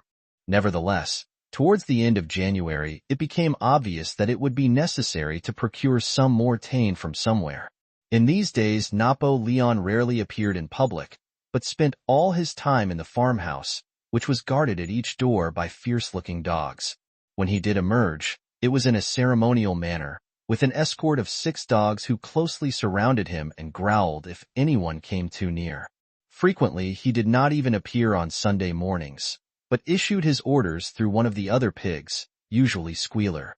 One Sunday morning Squealer announced that the hens, who had just come in to lay again, must surrender their eggs. Napoleon had accepted, through Whymper, a contract for 400 eggs a week. The price of these would pay for enough grain and meal to keep the farm going till summer came on and conditions were easier. When the hens heard this, they raised a terrible outcry. They had been warned earlier that this sacrifice might be necessary, but had not believed that it would really happen. They were just getting their clutches ready for the spring sitting, and they protested that to take the eggs away now was murder. For the first time since the expulsion of Jones, there was something resembling a rebellion. Led by 3 young black Minorca pullets, The hens made a determined effort to thwart Napoleon's wishes. Their method was to fly up to the rafters and there lay their eggs, which smashed to pieces on the floor. Napoleon acted swiftly and ruthlessly. He ordered the hens' rations to be stopped and decreed that any animal giving so much as a grain of calm to a hen should be punished by death. The dogs saw to it that these orders were carried out. For 5 days the hens held out. Then they capitulated and went back to their nesting boxes. 9 hens had died in the meantime. Their bodies were buried in the orchard, and it was given out that they had died of coccidiosis. Whymper heard nothing of this affair, and the eggs were duly delivered, a grocer's van driving up to the farm once a week to take them away. All this while no more had been seen of Snowball. He was rumored to be hiding on one of the neighboring farms, either Foxwood or Pinchfield. Napoleon was by this time on slightly better terms with the other farmers than before. It happened that there was in the yard a pile of timber which had been stacked there 10 years earlier when a beech spinney was cleared. It was well seasoned, and Whymper had advised Napoleon to sell it. Both Mr. Pilkington and Mr. Frederick were anxious to buy it. Napoleon was hesitating between the two, unable to make up his mind. It was noticed that whenever he seemed on the point of coming to an agreement with Frederick, Snowball was declared to be in hiding at Foxwood, while, when he inclined towards Pilkington, Snowball was said to be at Pinchfield. Suddenly, early in the spring, an alarming thing was discovered. Snowball was secretly frequenting the farm by night. The animals were so disturbed that they could hardly sleep in their stalls.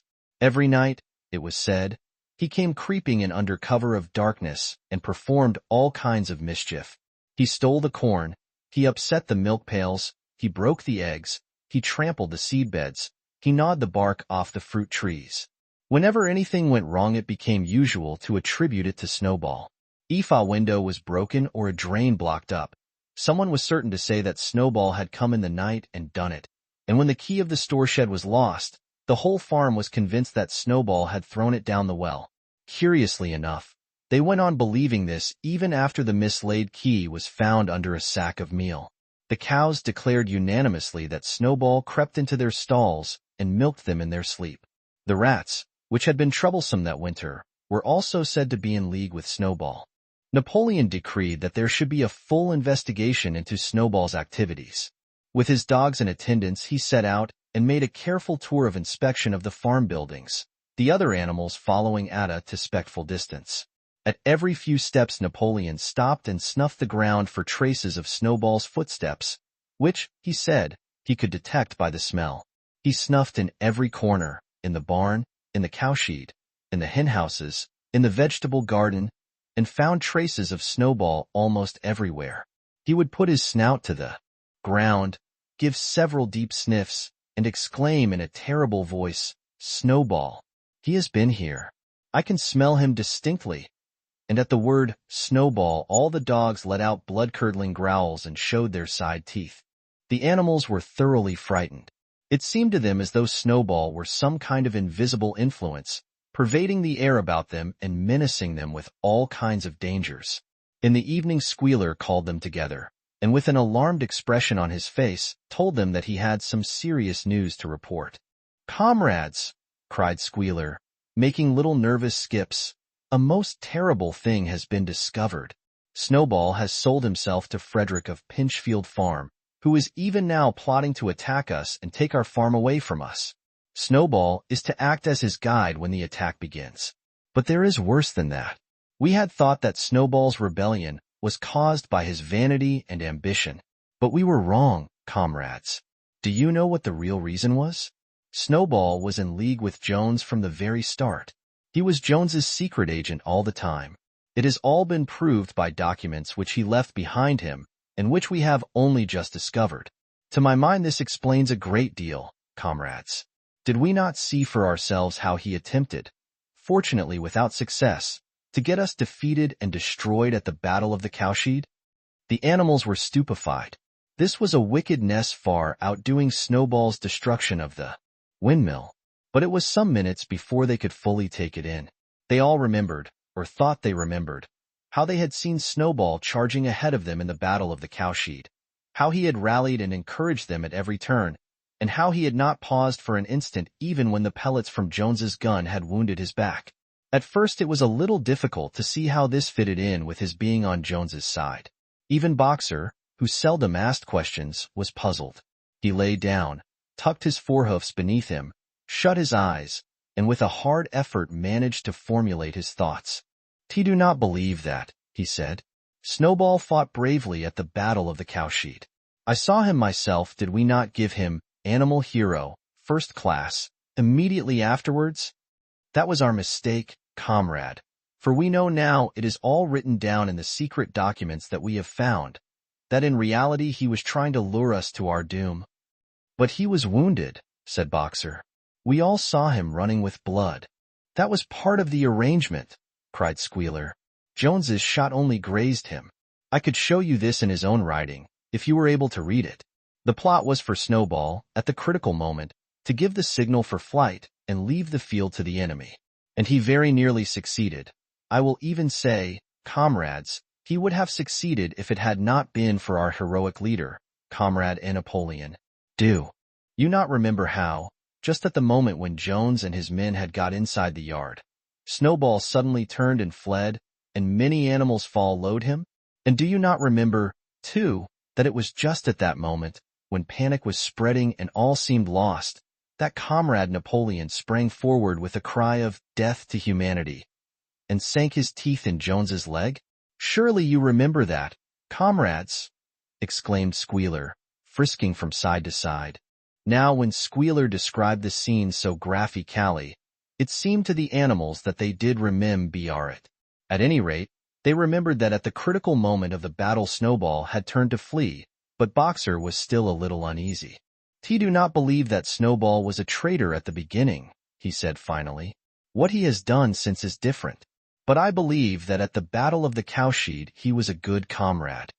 Our leader, Comrade Napoleon," announced Squealer, speaking very slowly and firmly, "has stated categorically, comrade, that Snowball was Jones's agent from the very beginning. Yes, and from long before the rebellion was ever thought of." "Ah, that is different," said Boxer.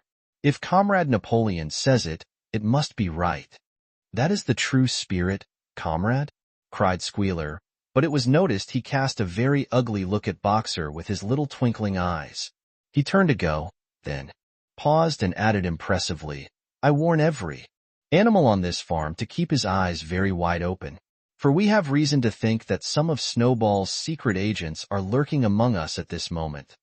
For days later, in the late afternoon, Napoleon ordered all the animals to assemble in the yard.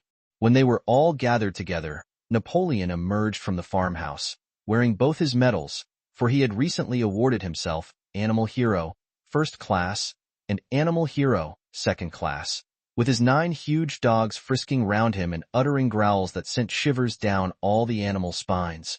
They all cowered silently in their places, seeming to know in advance that some terrible thing was about to happen. Napoleon stood sternly surveying his audience. Then he uttered a high-pitched whimper.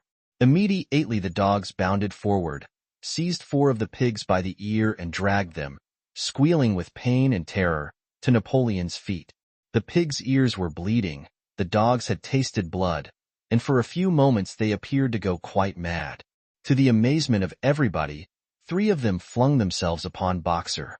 Boxer saw them coming and put out his great hoof, caught a dog in midair, and pinned him to the ground. The dog shrieked for mercy, and the other 2 fled with their tails between their legs. Boxer looked at Napoleon to know whether he should crush the dog to death or let it go. Napoleon appeared to change countenance, and sharply ordered Boxer to let the dog go, whereat Boxer lifted his hoof, and the dog slunk away, bruised and howling. Presently the tumult died down. The 4 pigs waited, trembling, with guilt written on every line of their countenances. Napoleon now called upon them to confess their crimes. They were the same 4 pigs as had protested when Napoleon abolished the Sunday meetings.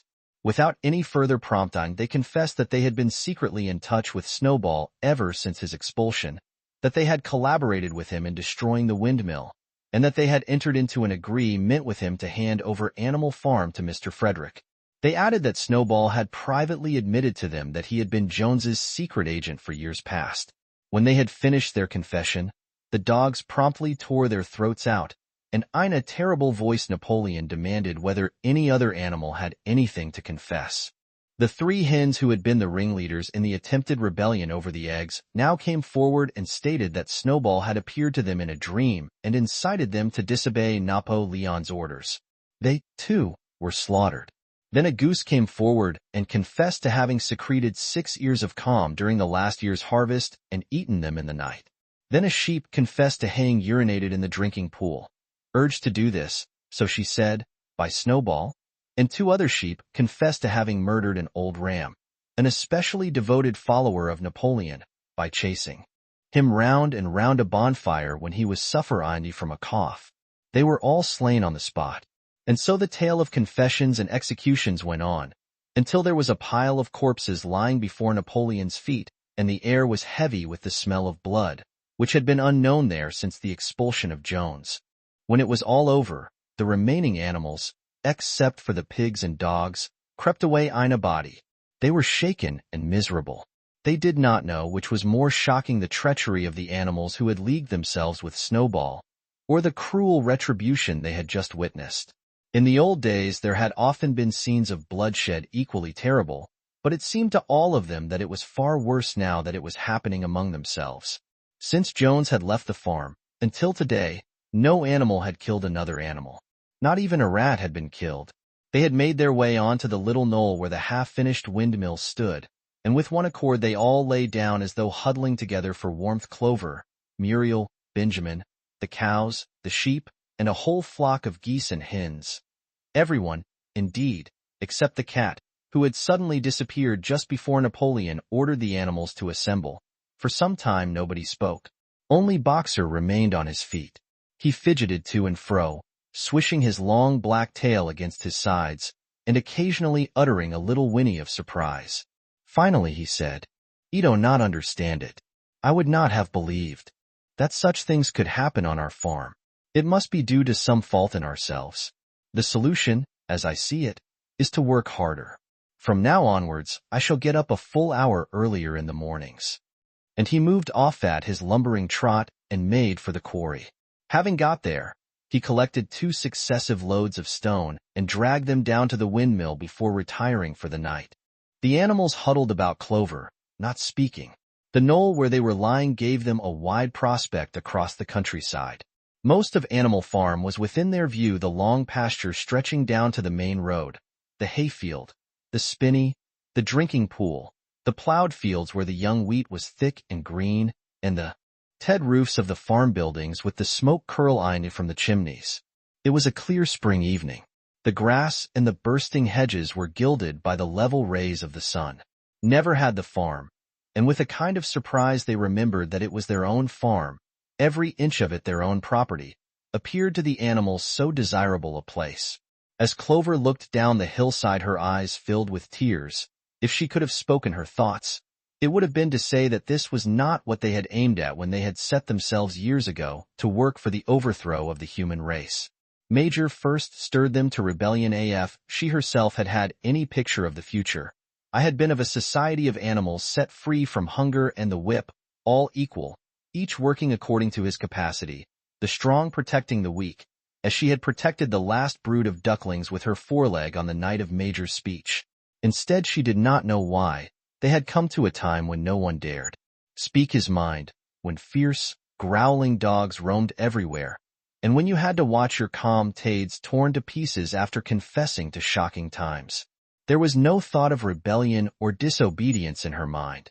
She knew that, even as things were, they were far better off than they had been in the days of Jones, and that before all else it was needful to prevent the return of the human beings. Whatever happened, she would remain faithful, work hard, carry out the orders that were given to her, and accept the leadership of Napoleon. But still, it was not for this that she and all the other animals had hoped and toiled. It was not for this that they had built the windmill and faced the bullets of Jones's guns. Such were her thoughts, though she lacked the words to express them. At last, feeling this to be in some way a substitute for the words she was unable to find, she began to sing Beasts of England. The other animals sitting round her took it up, and they sang it 3 times over very tunefully, but slowly and mournfully, in a way they had never sung it before. They had just finished singing it for the 3rd time when Squealer, attended by 2 dogs, approached them with the air of having something important to say. He announced that, by a special decree of Comrade Napoleon, Beasts of England had been abolished. From now onwards it was forbidden to sing it. The animals were taken aback. "Why?" cried Muriel.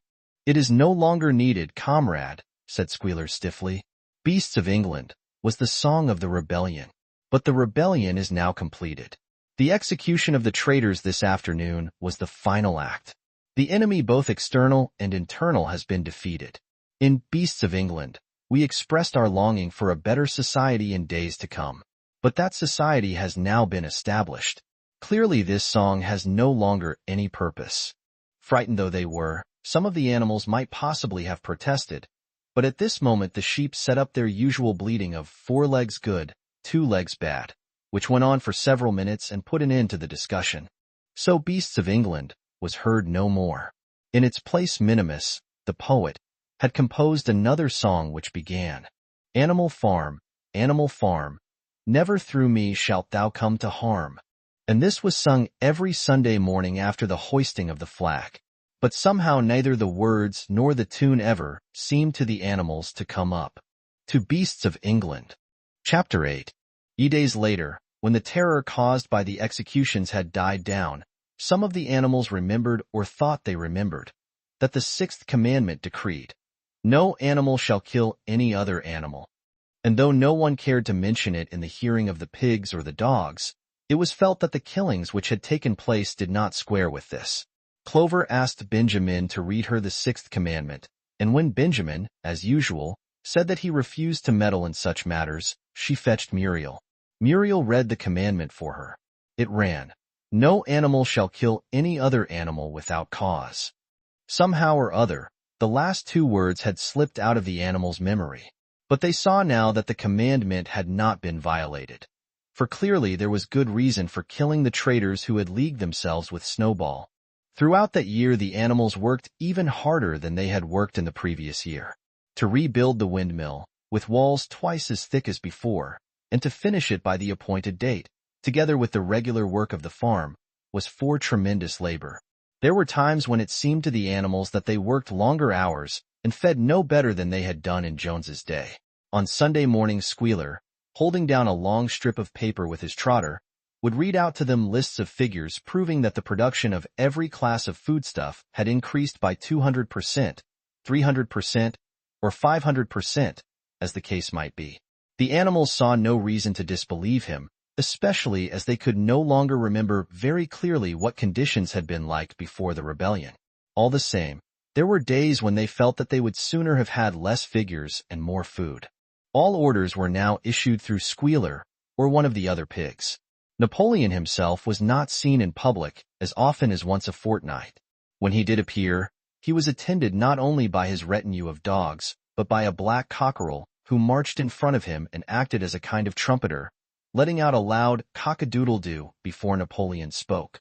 Even in the farmhouse, it was said, Napoleon inhabited separate apartments from the others. He took his meals alone, with 2 dogs to wait upon him, and always ate from the Crown Derby dinner service which had been in the glass cupboard in the drawing room.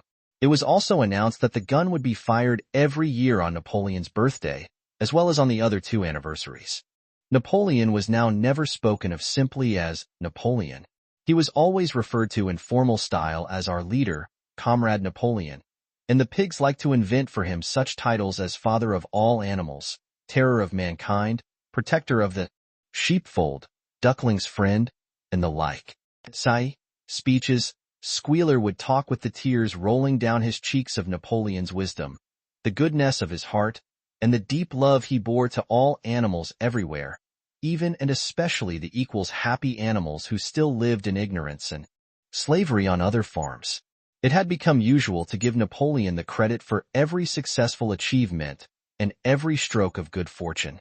You would often hear one hen remark to another, "Under the guidance of our leader, Comrade Napoleon, they've laid 5 eggs in 6 days," or 2 cows, enjoying a drink at the pool, would exclaim, "Thanks to the leadership of Comrade Napoleon, how excellent this water tastes." The general feeling on the farm was well expressed in a poem entitled Comrade Napoleon, which was composed by Minimus and which ran as follows. Friend of the fatherless, fountain of happiness, Lord of the swill bucket, oh, how my soul is on fire when I gaze at thy clean and commanding eye, like the sun in the sky. Comrade Napoleon, thou art the giver of all that thy creatures love. Full belly twice a day, clean straw to roll upon. Every beast great or small sleeps at peace in his stall. Thou watchest over all, Comrade Napoleon. Had I sucking pig, ere he had grown as big, even as a pint bottle or a rolling pin, he should have learned to be faithful and true to thee. Yes, his first squeak should be, Comrade Napoleon. Napoleon approved of this poem and caused it to be inscribed on the wall of the big barn, at the opposite end from the 7 Commandments. It was surmounted by a portrait of Napoleon, in profile, executed by Squealer in white paint. Meanwhile, through the agency of Whymper, Napoleon was engaged in complicated negotiations with Frederick and Pilkington. The pile of timber was still unsold. Of the two, Frederick was the more anxious to get hold of it, but he would not offer a reasonable price. At the same time, there were renewed rumors that Frederick and his men were plotting to attack Animal Farm and to destroy the windmill, the building of which had aroused furious jealousy in him. Snowball was known to be still skulking on Pinchfield Farm. In the middle of the summer, the animals were alarmed to hear that 3 hens had come forward and confessed that, inspired by Snowball, they had entered into a plot to murder Napoleon. They were executed immediately, and fresh precautions for Napoleon's safety were taken. For dogs guarded his bed at night, 1 at each comber, and a young pig named Pinkeye was given the task of tasting all his food before he ate it, lest it should be poisoned. At about the same time, it was given out that Napoleon had arranged to sell the pile of timber to Mr. Pilkington. He was also going to enter into a regular agreement for the exchange of certain products between Animal Farm and Foxwood. The relations between Napoleon and Pilkington, though they were only conducted through Whymper, were now almost friendly. The animals distrusted Pilkington as a human being, but greatly preferred him to Frederick, whom they both feared and hated. As the summer wore on, and the windmill neared completion, Theramorso impending treacherous attack grew stronger and stronger.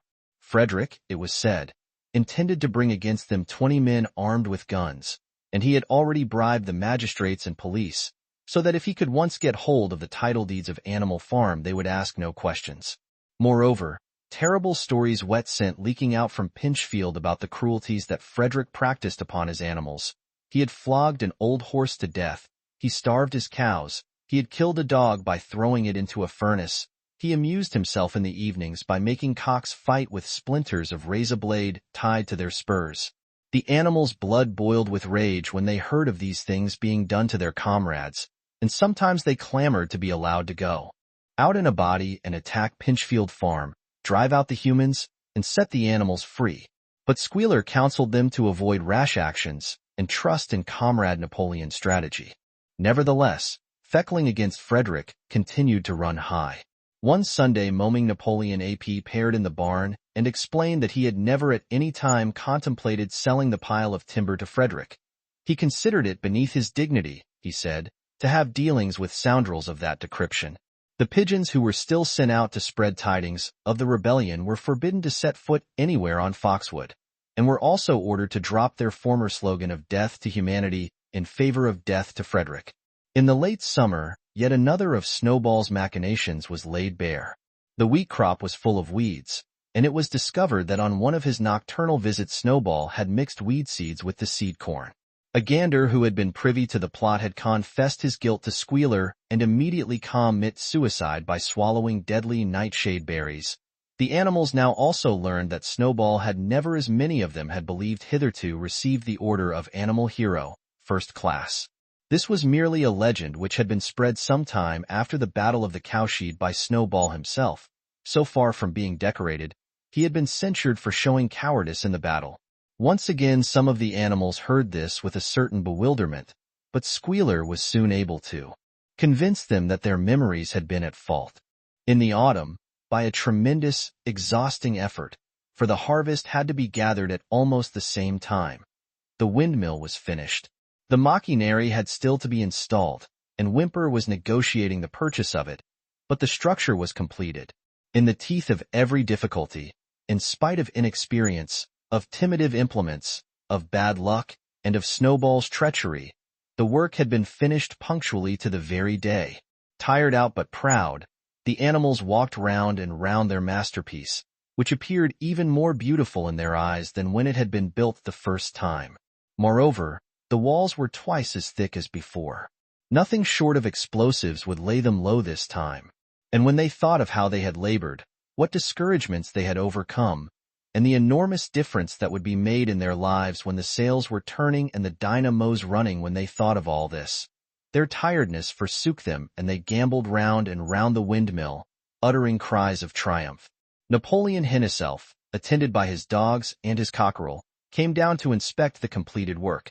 He personally congratulated the animals on their achievement and announced that the mill would be named Napoleon Mill. 2 days later, the animals were called together for a special meeting in the barn. They were struck dumb with surprise when Napoleon announced that he had sold the pile of timber to Frederick. Tomorrow Frederick's wagons would arrive and begin carting it away. Throughout the whole period of his seeming friendship with Pilkington, Napoleon had really been in secret agreement with Frederick. All relations with Foxwood had been broken off. Insulting messages had been sent to Pilkington. The pigeons had been told to avoid Pinchfield Farm and to alter their slogan from "Death to Frederick" to "Death to Pilkington." At the same time, Napoleon assured the animals that the stories of an impending attack on Animal Farm were completely untrue, and that the tales about Frederick's cruelty to his animals had been greatly exaggerated. All these rumors had probably originated with Snowball and his agents. It now appeared that Snowball was not, after all, hiding on Pinchfield Farm, and in fact had never been there in his life. He was living, in considerable luxury, so it was said, at Foxwood, and had in reality been a pensioner of Pilkington for years past. The pigs were in ecstasies over Napoleon's seasoning. By seeming to be friendly with Pilkington, he had forced Frederick to raise his price by 12 pounds. But the superior quality of Napoleon's mind, said Squealer, was shown in the fact that he trusted nobody, not even Frederick. Frederick had wanted to pay for the timber with something called 8K, which, it seemed, was a piece of paper with a promise to pay written upon it. But Napoleon was too clever for him. He had demanded payment in teal 5-pound notes, which were to be handed over before the timber was removed. Already Frederick had paid up, and the sum he had paid was just enough to buy the machinery for the windmill. Meanwhile, the timber was being carted away at high speed. When it was all gone, another special meeting was held in the barn for the animals to inspect Frederick's banknotes. Smiling beatifically, and wearing both his decorations, Napoleon reposed on a bed of straw on the platform, with the money at his side, neatly piled on a china dish from the farmhouse kitchen. The animals filed slowly past, and each gazed his fill, and Boxer put out his nose to sniff at the banknotes, and the flimsy white things stirred and rustled in his breath. 3 days later there was a terrible hullabaloo. Whymper, his face deadly pale, came racing up the path on his bicycle, flung it down in the yard, and tushed straight into the farmhouse. The next moment a choking roar of rage sounded from Napoleon's apartments. The news of what had happened sped round the farm like wildfire. The banknotes were forgeries. Frederick had got the timber for nothing. Napoleon called the animals together immediately, and in a terrible voice pronounced the death sentence upon Frederick. When captured, he said, Frederick should be boiled alive. At the same time he warned them that after this treacherous deed the worst was to be expected. Frederick and his men might make their long-expected attack at any moment. Sentinels were placed at all the approaches to the farm.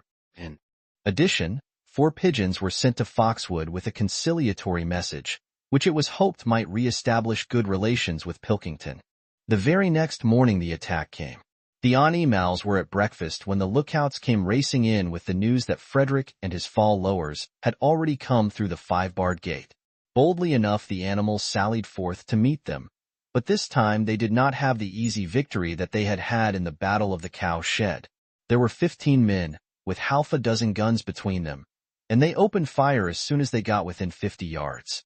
The animals could not face the terrible explosions and the stinging pellets, and in spite of the efforts of Napoleon and Boxer to rally them, they were soon driven back. A number of them were already wounded. They took refuge in the farm buildings and peeped cautiously out from chinks and knotholes. The whole of the big pasture, including the windmill, was in the hands of the enemy. For the moment, even Napoleon seemed at a loss. He paced up and down without a word, his tail rigid and twitching. Wistful glances were sent in the direction of Foxwood. If Pilkington and his men would help them, the day might yet be won. But at this moment the 4 pigeons, who had been sent out on the day before, returned, one of them bearing a scrap of paper from Pilkington. On it was penciled the words, "Serves you right." Meanwhile Frederick and his men had halted about the windmill. The animals watched them, and a murmur of dismay went round. 2 of the men had produced a crowbar and a sledge-hammer. They were going to knock the windmill down. "Impossible!" cried Napoleon. "We have built the walls far too thick for that. They could not knock it down in a week. Courage, comrades!" But Benjamin was watching the movements of the men intently. The 2 with the hammer and the crowbar were drilling a hole near the base of the windmill. Slowly, and with an air almost of amusement, Benjamin nodded his long muzzle. "He thought so," he said. "Do you not see what they are doing? In another moment they are going to pack blasting powder into that hole." Terrified, the animals waited. It was impossible now to venture out of the shelter of the buildings. After a few minutes, the men were seen to be running in all directions. Then there was a deafening roar. The pigeons swirled into the air, and all the animals, except Napoleon, flung themselves flat on their bellies and hid their faces. When they got up again, a huge cloud of black smoke was hanging where the windmill had been. Slowly the breeze drifted it away. The windmill had ceased to exist. At this sight the animals' courage returned to them. The fear and despair they had felt a moment earlier were drowned in their rage against this vile, contemptible act. A mighty cry for vengeance went up, and without waiting for further orders they charged forth in a body and made straight for the enemy. This time they did not heed the cruel pellets that swept over them like hail. It was a savage, bitter battle. The men fired again and again, and when the animals got to close quarters, lashed out with their sticks and their heavy boots. A cow, 3 sheep, and 2 geese were killed, and nearly everyone was wounded. Even Napoleon, who was directing operations from the rear, had the tip of his tail chipped by a pellet. But the men did not go unscathed either. 3 of them had their heads broken by blows from Boxer's hoofs. Another was gored in the belly by a cow's horn. Another had his trousers nearly torn off by Jessie and Bluebell. And when the 9 dogs of Napoleon's own bodyguard, one had instructed to make a detour under cover of the hedge, suddenly appeared on the men's flank, baying ferociously, panic overtook them. They saw that they were in danger of being surrounded. Frederick shouted to his men to get out while the going was good, and the next moment the cowardly enemy was running for dear life.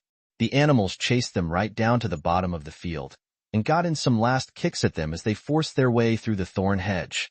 They had won, but they were weary and bleeding. Slowly they began to limp back towards the farm. The sight of their dead comrades stretched upon the grass moved some of them to tears, and for a little while they halted in sorrowful silence at the place where the windmill had once stood. Yes, it was gone. Almost the last trace of their labor was gone. Even the foundations were partially destroyed. And in 89, rebuilding it they could not this time, as before, make use of the fallen stones. This time the stones had vanished too. The force of the explosion had flung them to distances of hundreds of yards. It was as though the windmill had never been. As they approached the farm, Squealer, who had unaccountably been absent during the fighting, came skipping towards them, whisking his tail and beaming with satisfaction. And the animals heard, from the direction of the farm buildings, the solemn booming of a gun. "What is that gun firing for?" said Boxer. "To celebrate our victory," cried Squealer. "What victory?" said Boxer. His knees were bleeding. He had lost a shoe and split his hoof, and a dozen pellets had lodged themselves in his hind leg. "What victory, comrade? Have we not driven the enemy off our soil, the sacred soil of Animal Farm? But they have destroyed the windmill, and we had worked on it for 2 years. What matter? We will build another windmill. We will build 6 windmills if we feel like it. You do not appreciate, comrade, the mighty thing that we have done. The enemy was in occupation of this very ground that we stand upon. And now, thanks to the leadership of Comrade Napoleon, we have won every inch of it back again. Then we have won back what we had before, said Boxer. That is our victory, said Squealer. They limped into the yard. The pellets under the skin of Boxer's leg smarted painfully.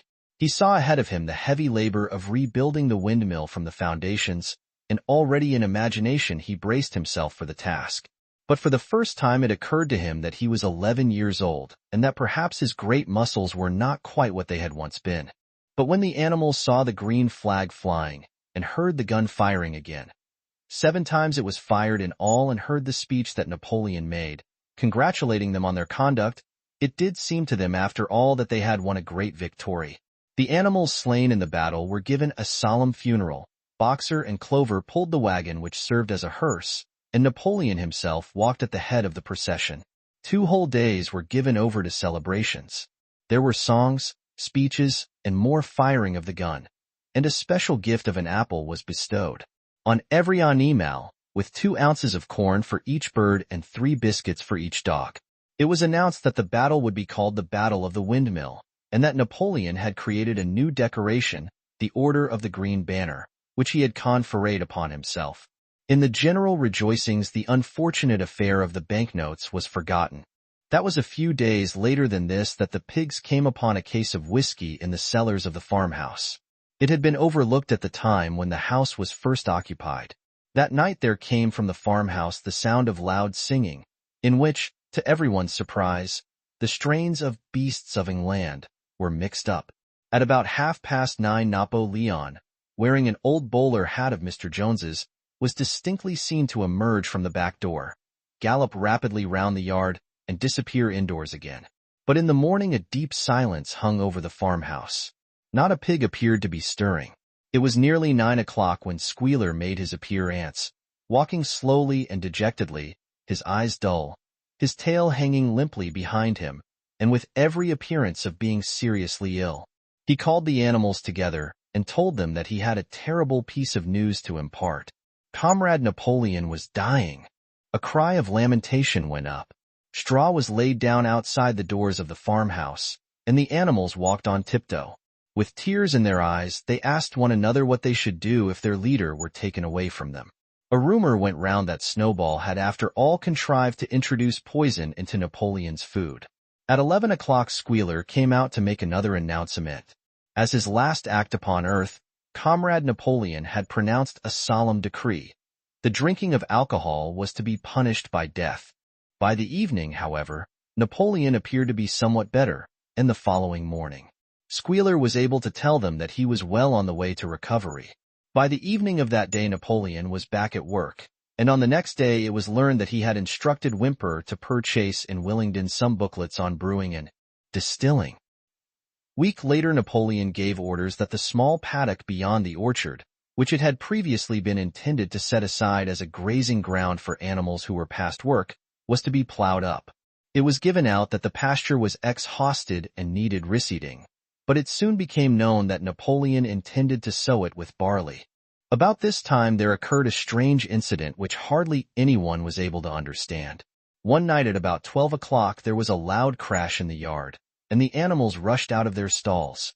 It was a moonlight night. At foot of the end wall of the big barn, where the 7 commandments were written, there lay a ladder broken in 2 pieces. Squealer, temporarily stunned, was sprawling beside it, and near at hand there lay a lantern, a paintbrush, and an overturned pot of white paint. The dogs immediately made a ring round Squealer, and escorted him back to the farmhouse as soon as he was able to walk. None of the animals could form any idea as to what this meant, except old Benjamin, who nodded his muzzle with a knowing air, and seemed to understand, but would say nothing. But a few days later Muriel, reading over the 7 commandments to herself, noticed that there was yet another of them which the animals had remembered wrong. They had thought that the 5th commandment was, "No animal shall drink alcohol," but there were 2 words that they had forgotten.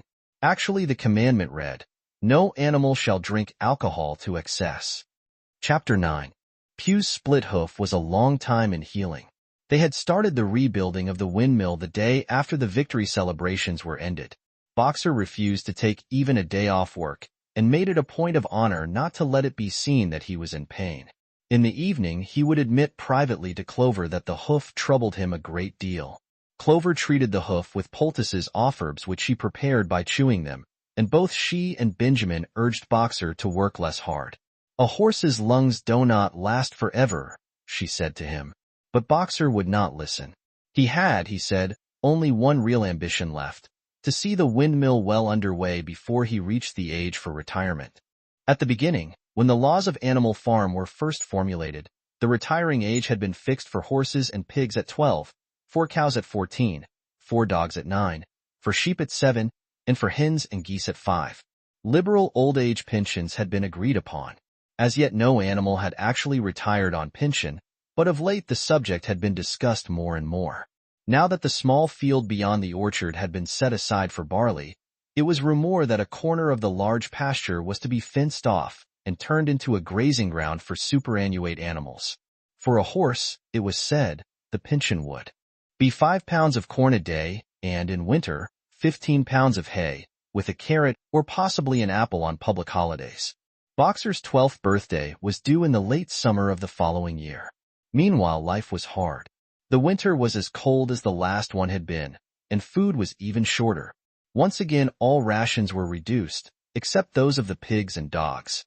A too rigid equality in rations, Squealer explained, would have been contrary to the principles of animalism.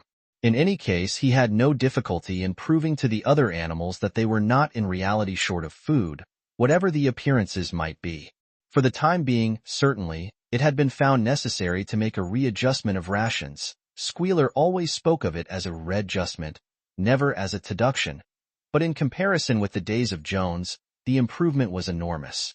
Reading out the figures in a shrill, rapid voice, he proved to them in detail that they had more oats, more hay, more turnips than they had had in Jones's day, that they worked shorter hours, that their drinking water was of better quality, that they lived longer, that a larger proportion of their young ones survived infancy, and that they had more straw in their stalls and suffered less from fleas. The animals believed every word of it. Truth to tell, Jones and all he stood for had almost faded out of their memories. They knew that life nowadays was harsh and bare, that they were often hungry and often cold, and that they were usually working when they were not asleep. But doubtless it had been worse in the old days. They were glad to believe so. Besides, in those days they had been slaves, and now they were free, and that made all the difference, as Squealer did not fail to point out. There were many more mouths to feed now. In the autumn, the 4 sows had all littered about simultaneously, producing 31 young pigs between them. The young pigs were piebald, and as Napoleon was the only boar on the farm, it was possible to guess at their parentage. It was announced that later, when bricks and timber had been put chased, a schoolroom would be built in the farmhouse garden. For the time being, the young pigs were given their instruction by Napoleon himself in the farmhouse kitchen. They took their exercise in the garden, and were discouraged from playing with the other young animals. About this time, too, it was laid down as a rule that when a pig and any other animal met on the path, the other animal must stand aside. And also that all pigs, of whatever degree, were to have the privilege of wearing grec ribbons on their tails on Sundays. The farm had had a fairly successful year, but was still short of money. There were the bricks, sand, and lime for the schoolroom to be purchased, and it would also be necessary to begin saving up again for the machinery for the windmill. Then there were lamp oil and candles for the house, sugar for Napoleon's own table. He forbade this to the other pigs on the ground that it made them fat, and all the usual replacements such as tools, nails, string, coal, wire, stape iron, and dog biscuits. A stump of hay and part of the potato crop were sold off, and the contract for eggs was increased to 600 a week, so that year the hens barely hatched enough chicks to keep their numbers at the same level. Rations, reduced in December, were reduced again in February, and lanterns in the stalls were forbidden, to save oil. But the pigs seemed comfortable enough, and in fact were putting on weight if anything. One afternoon in late February, a warm, rich, appetizing scent, such as the animals had never smelt before, wafted itself across the yard from the little brew house, which had been disused in Jones's time, and which stood beyond the kitchen. Someone said it was the smell of cooking barley. The animals sniffed the air hungrily and wondered whether a warm mash was being prepared for their supper. But no warm mash appeared, and on the following Sunday it was announced that from now onwards all barley would be reserved for the pigs. The field beyond the orchard had already been sown with barley, and the news soon leaked out that every pig was now receiving a ration of a pint of beer daily, with half a gallon for Napoleon himself, which was always served to him in the Crown Derby soup tureen. But if there were hardships to be borne, they were partly offset by the fact that life nowadays had a greater dignity than it had had before. There were more songs, more speeches, more processions. Napoleon had commanded that once a week there should be held something called a spontaneous demonstration, the object of which was to celebrate the struggles and triumphs of Animal Farm. At the appointed time, the animals would leave their work and march round the precincts of the farm in military formation, with the pigs leading, then the horses, then the cows, then the sheep, and then the poultry. The dogs flanked the procession, and at the head of all marched Napoleon's black cockerel. Boxer and Clover always carried between them a green bayonet marked with the hoof and the whore and the caption, "Long live Comrade Napoleon." Afterwards there were recitations of poems composed in Napoleon's honor, and a speech by Squealer giving particulars of the latest increases in the production of foodstuffs, and on occasion a shot was fired from the gun. The sheep were the greatest devotees of the spontaneous demonstration, and if anyone complained, as a few animals sometimes did, when no pigs or dogs were near, that they wasted time and meant a lot of standing about in the cold, the sheep were sure to silence him with a tremendous bleating of 4 legs good, 2 legs bad. But by and large the animals enjoyed these celebrations. They found it comforting to be reminded that, after all, they were truly their own masters, and that the work they did was for their own benefit. So that, what with the songs, the processions, Squealer's lists of figures, the thunder of the gun, the crowing of the cockerel, and the fluttering of the flag, they were able to forget that their bellies were empty, at least part of the time. In April, Animal Farm was proclaimed a republic, and it became necessary to elect a president. There was only one candidate, Napoleon, who was elected unanimously. On the same day, it was given out that fresh documents had been discovered which revealed further details about Snowball's complicity with Jones. It now appeared that Snowball had not, as the animals had previously imagined, merely attempted to lose the Battle of the Cowshed by means of a stratagem, but had been openly fighting on Jones's side. In fact, it was he who had actually been the leader of the human forces, and had charged into battle with the words, "Long live humanity," on his lips. The wounds on Snowball's back, which a few of the animals still remembered to have seen, had been inflicted by Napoleon's teeth. In the middle of the summer, Moses the raven suddenly reappeared on the farm, after an absence of several years. He was quite unchanged, still did no work, and talked in the same strain as ever about Sugar Candy Mountain. He would perch on a stump, flap his black wings, and talk by the hour to anyone who would listen. "Up there, comrades," he would say solemnly, pointing to the sky with his large beak, "equals up there, just on the other side of that dark cloud that you can see. There lies Sugar Candy Mountain, that happy country where we poor animals shall rest forever from our labors." He even claimed to have been there on one of his higher flights, and to have seen the everlasting fields of clover and the linseed cake and lump sugar growing on the hedges. Many of the animals believed him. Their lives now, they reasoned, were hungry and laborious. Was it not right and just that a better world should exist somewhere else? A thing that was difficult to determine was the attitude of the pigs towards Moses. They all declared contemptuously that his stories about Sugar Candy Mountain were lies, and yet they allowed him to remain on the farm, not working, with an allowance of beer a day. After his hoof had healed up, Boxer worked harder than ever. Indeed, all the animals worked like slaves that year. Apart from the regular work of the farm and the rebuilding of the windmill, there was the schoolhouse for the young pigs, which was started in March. Sometimes the long hours on insufficient food were hard to bear, but Boxer never faltered. In nothing that he said or did was there any sign that his strength was not what it had been. It was only his appearance that was a little altered. His hide was less shiny than it had used to be, and his great haunches seemed to have shrunken. The others said, "Boxer will pick up when the spring grass comes on," But the spring came and Boxer grew no fatter. Sometimes on the slope leading to the top of the quarry, when he braced his muscles against the weight of some vast boulder, it seemed that nothing kept him on his feet except the will to continue. At such times his lips were seen to form the words, "I will work harder." He had no voice left. Once again Clover and Benjamin warned him to take care of his health, but Boxer paid no attention. His 12th birthday was approaching.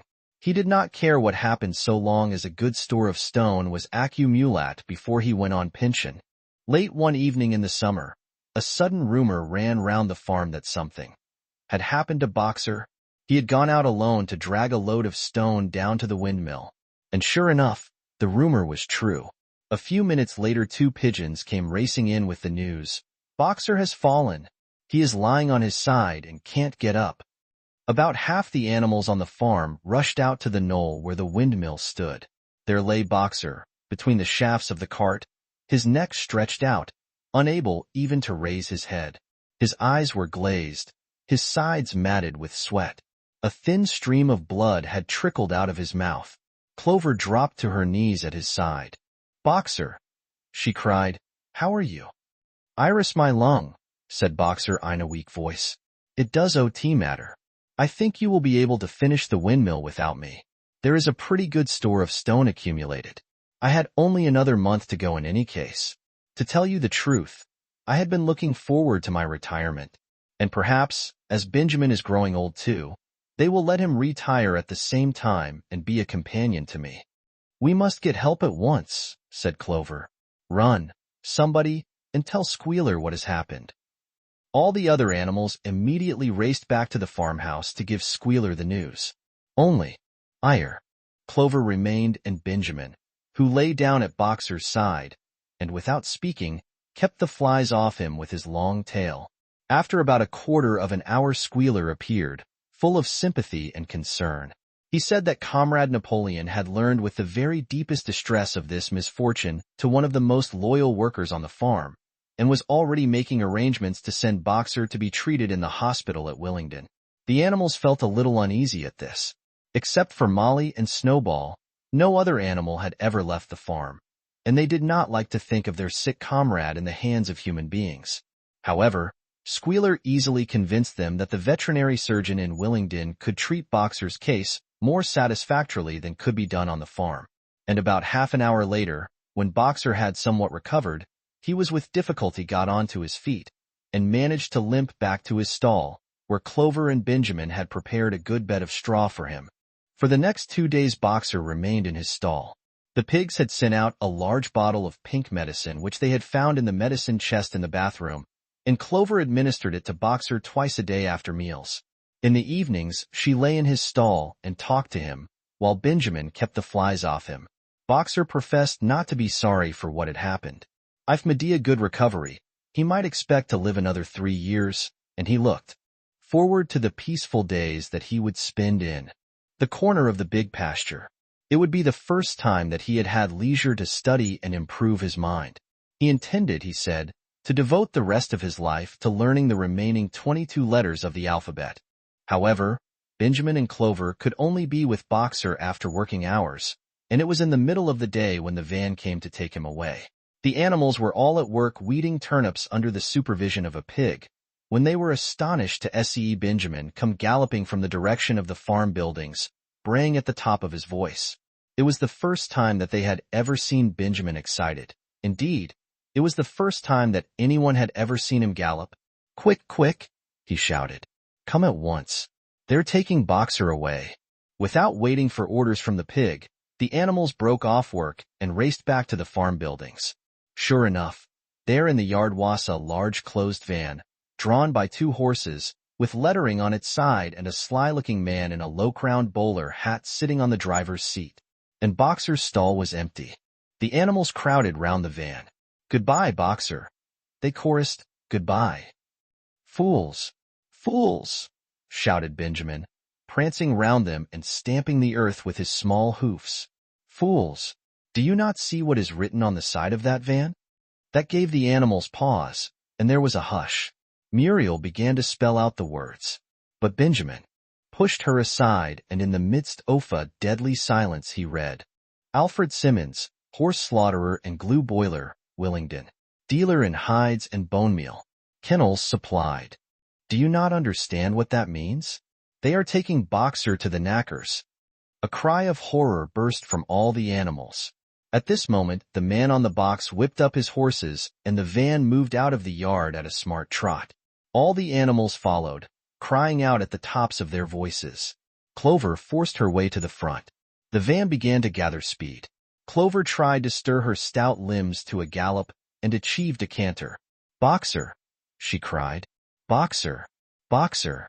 Boxer!"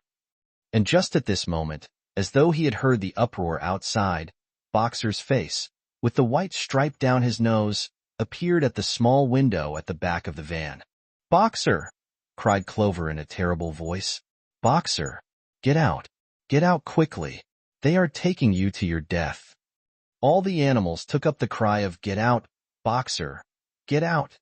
But the van was already gathering speed and drawing away from them. It was uncertain whether Boxer had understood what Clover had said. But a moment later his face disappeared from the window, and there was the sound of a tremendo's drumming of hoofs inside the van. He was trying to kick his way out. The time had been when too few kicks from Boxer's hoofs would have smashed the van to matchwood. But alas, his strength left him, and in a few moments the sound of drum copyright Ming hoofs grew fainter and died away. In desperation, the animals began appealing to the two horses which drew the van to stop. "Comrades, comrades," they shouted. "Don't take your own brother to his death." But the stupid brutes, too ignorant to realize what was happening, merely set back their ears and quickened their pace. Boxer's face did not reappear at the window. Too late, someone thought of racing ahead and shutting the 5-barred gate. But in another moment, the van was through it and rapidly disappearing down the road. Boxer was never seen again. 3 days later it was announced that he had died in the hospital at Willingdon, in spite of receiving every attention a horse could have. Squealer came to announce the news to the others. He had, he said, been present during Boxer's last hours. "It was the most affecting sight I have ever seen," said Squealer, lifting his trotter and wiping away a tear. "I was at his bedside at the very last, and at the end, almost too weak to speak. He whispered in my ear that his sole sorrow was to have passed on before the windmill was finished. 'Forward, comrades,' he whispered. 'Forward in the name of the rebellion. Long live Animal Farm. Long live Comrade Napoleon. Napoleon is always right.' Those were his very last words, comrades." Here Squealer's demeanor suddenly changed. He fell silent for a moment, and his little eyes darted suspicious glances from side to side before he proceeded. It had come to his knowledge, he said, that a foolish and wicked rumor had been circulated at the time of Boxer's removal. Some of the animals had noticed that the van which took Boxer away was marked Horse Slaughterer, and had actually jumped to the conclusion that Boxer was being sent to the knackers. "It was almost unbelievable," said Squealer, "that any animal could be so stupid. Surely," he cried indignantly, whisking his tail and skipping from side to side, "surely they knew their beloved leader, Comrade Napoleon, better than that?" But the explanation was really very simple. The van had previously been the property of the knacker, and had been bought by the veterinary surgeon, who had not yet painted the old name out. That was how the mistake had arisen. The animals were enormously relieved to hear this. And when Squealer went on to give further graphic details of Boxer's deathbed, the admirable care he had received, and the expensive medicines for which Napoleon had paid without a thought as to the cost, their last doubts disappeared, and the sorrow that they felt for their comrade's death was tempered by the thought that at least he had died happy. Napoleon himself appeared at the meeting on the following Sunday morning and pronounced a short oration in Boxer's honor. It had not been possible, he said, to bring back their lamented comrade's St. Mains for interment on the farm, but he had ordered a large wreath to be made from the laurels in the farmhouse garden and sent down to be placed on Boxer's grave. And in a few days' time, the pigs intended to hold a memorial banquet in Boxer's honor. Napoleon ended his speech with a reminder of Boxer's two favorite maxims: "I will work harder," and "Comrade Napoleon is always right." Maxims, he said, which every animal would do well to adopt as his own. On the day appointed for the banquet, a grocer's van drove up from Willingdon and delivered a large wooden crate at the farmhouse. That night there was the sound of uproarious singing, which was followed by what sounded like a violent quarrel and ended at about 11 o'clock with a tremendous crash of glass. No one stirred in the farmhouse before noon on the following day, and the word went round that from somewhere or other the pigs had acquired the money to buy themselves another case of whiskey. Chapter 10. Yo passed. The seasons came and went. The short animal lives fled by. A time came when there was no one who remembered the old days before the rebellion, except Clover, Benjamin, Moses the raven, and a number of the pigs. Muriel was dead. Bluebell, Jessie, and Pincher were dead. Jones, too, was dead. He had died in an inebriate's home in another part of the country. Snowball was forgotten. Boxer was forgotten, except by the few who had known him. Clover was an old stout mare now, stiff in the joints, and with a tendency to thumbby eyes. She was 2 years past the retiring age, but in fact no animal had ever actually retired. The talk of setting aside a corner of the pasture for superannuated animals had long since been dropped. Napoleon was now a mature boar of 24 stone. Squealer was so fat that he could with difficulty see out of his eyes. Only old Benjamin was much the same as ever, except for being a little grayer about the muzzle and, since Boxer's death, more morose and taciturn than ever. There were many more creatures on the farm now, though the increase was not so great as had been expected in earlier years. Many animals had been born to whom the rebellion was only a dim tradition, passed on by word of mouth, and others had been bought who had never heard mention of such a thing before their arrival. The farm possessed 3 horses now besides Clover. They were fine upstanding beasts, willing workers and good comtades, but very stupid. None of them proved able to learn the alphabet beyond the letter B. They accepted everything that they were told about the rebellion and the principles of animalism, especially from Clover, for whom they had an almost filial respect, but it was doubtful whether they understood very much of it. The farm was more prosperous now, and better organized. It had even been enlarged by 2 fields which had been bought from Mr. Pilkington. The windmill had been successfully completed at last, and the farm possessed a threshing machine and a hay elevator of its own, and various new buildings had been added to it. Whymper had bought himself a dog-cart. The windmill, however, had not after all been used for generating electrical power. It was used for milling corn, and brought in a handsome money profit. The animals were hard at work building yet another windmill. When that one was finished, so it was said, the dynamos would be installed. But the luxuries of which Snowball had once taught the animals to dream, the stalls with electric light and hot and cold water, and the 3-day week, were no longer talked about. Napoleon had denounced such ideas as contrary to the spirit of animalism.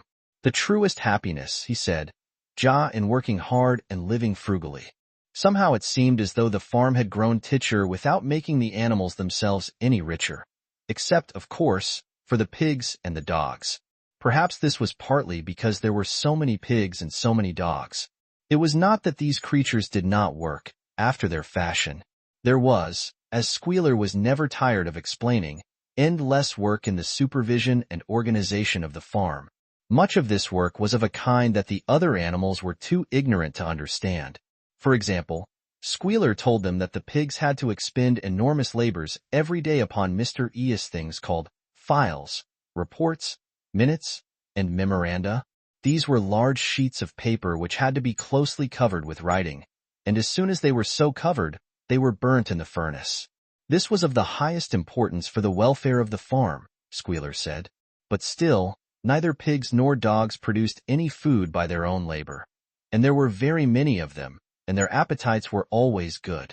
As for the others, their life, so far as they knew, was as it had always been.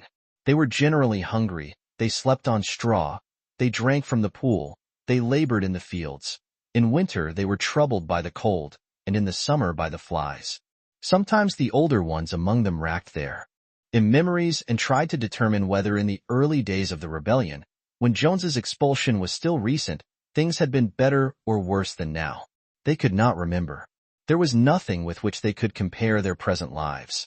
They had nothing to go upon except Squealer's lists of figures, which invariably demonstrated that everything was getting better and better. The animals found the problem insoluble. In any case, they had little time for speculating on such things now. Only old Benjamin professed to remember every detail of his long life and to know that things never had been, nor ever could be much better or much worse. Hunger, hardship, and disappointment being, so he said, the unalterable law of life. And yet the animals never gave up hope. More, they never lost, even for an instant, their sense of honor and privilege in being members of Animal Farm. They were still the only farm in the whole county, in all England, owned and operated by animals, not one of them, not even the youngest, not even the newcomers who had been brought from farms 10 or 20 miles away, ever ceased to marvel at that, and when they heard the gun booming and saw the green flag fluttering at the masthead, their hearts swelled with imperishable pride, and the talk always turned towards the old heroic days, the expulsion of Jones, the writing of the 7 Commandments, the great battles in which the human invaders had been defeated. None of the old dreams had been abandoned. The republic of the animals which Major had foretold of the green fields of England should be untrodden human feet, was still believed in, some day coming. It might not be soon, it might not be the lifetime of any animal now living, but still it was coming. Even the tune of Beasts of England was perhaps hummed secretly here and there. At any rate, it was a fact that every animal on the farm knew it, though no one would have dared to sing it aloud. It might be that their lives were hard and that not all of their hopes had been fulfilled, but they were conscious that they were not as other animals. If they went hungry, it was not from feeding tyrannical human beings.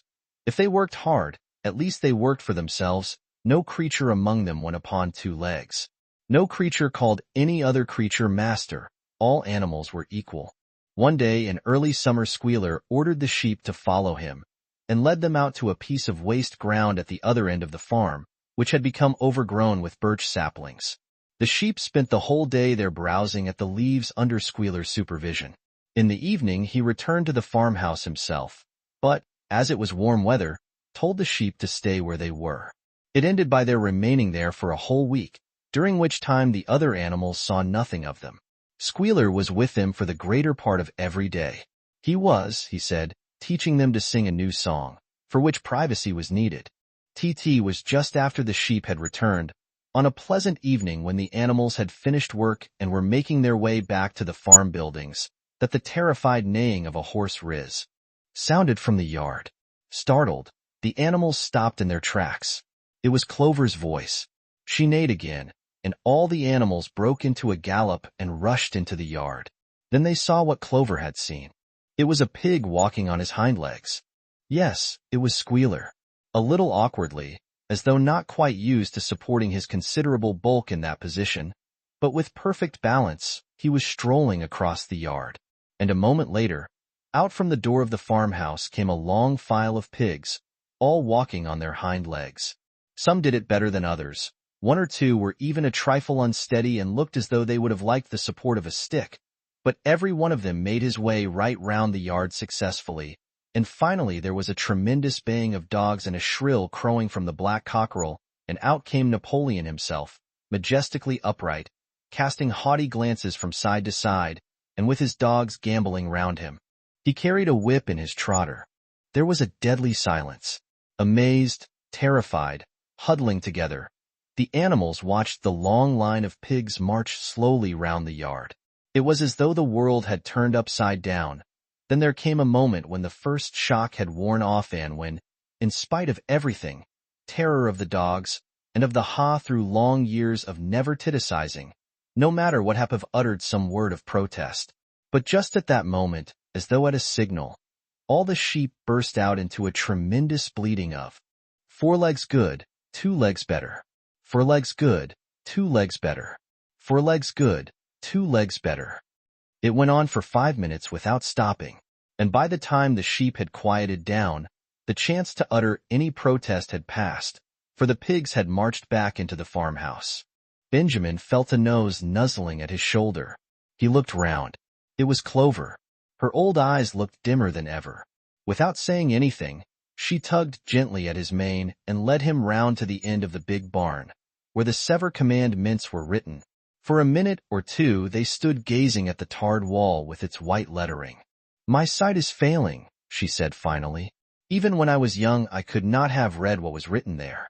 But it appears to me that that wall looks different. Are the 7 commandments the same as they used to be, Benjamin?" For once Benjamin consented to break his rule, and he read out to her what was written on the wall. There was nothing there now except a single commandment. It ran, "All animals are equal, but some animals are more equal than others." After that it did not seem strange when next day the pigs who were supervising the work of the farm all carried whips in their trotters. It did not seem strange to learn that the pigs had bought themselves a wireless set, were arranging to install a telephone, and had taken out subscriptions to John Bull, Titbits, and the Daily Mirror. It did not seem strange when Napoleon was seen strolling in the farmhouse garden with a pipe in his mouth.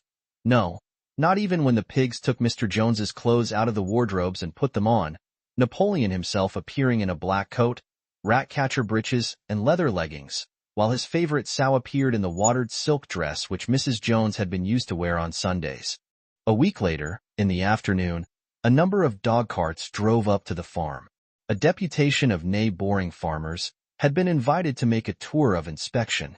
They were shown all over the farm, and expressed great admiration for everything they saw, especially the windmill.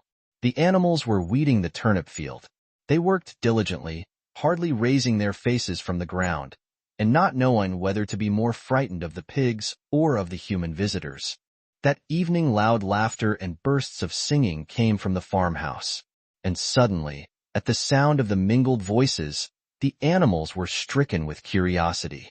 What could be happening in there, now that for the first time animals and human beings were meeting on terms of equality? With one accord they began to creep as quiet equals possible into the farmhouse garden. At the gate they paused, half frightened to go on, but Clover led the way in. They tiptoed up to the house, and such animals as were tall enough peered in at the dining-room window. There, round the long table, sat half a dozen farmers and half a dozen of the more eminent pigs, Napoleon himself occupying the seat of honor at the head of the table. The pigs appeared completely at ease in their chairs. The company had been enjoying a game of cards, but had broken off for a moment, evidently in order to drink a toast. A large jug was circulating, and the mugs were being refilled with beer. No one noticed the wondering faces of the animals that gazed in at the window. Mr. Pilkington of Foxwood had stood up, his mug in his hand. In a moment, he said, he would ask the present company to drink a toast. But before doing so, there were a few words that he felt it incumbent upon him to say.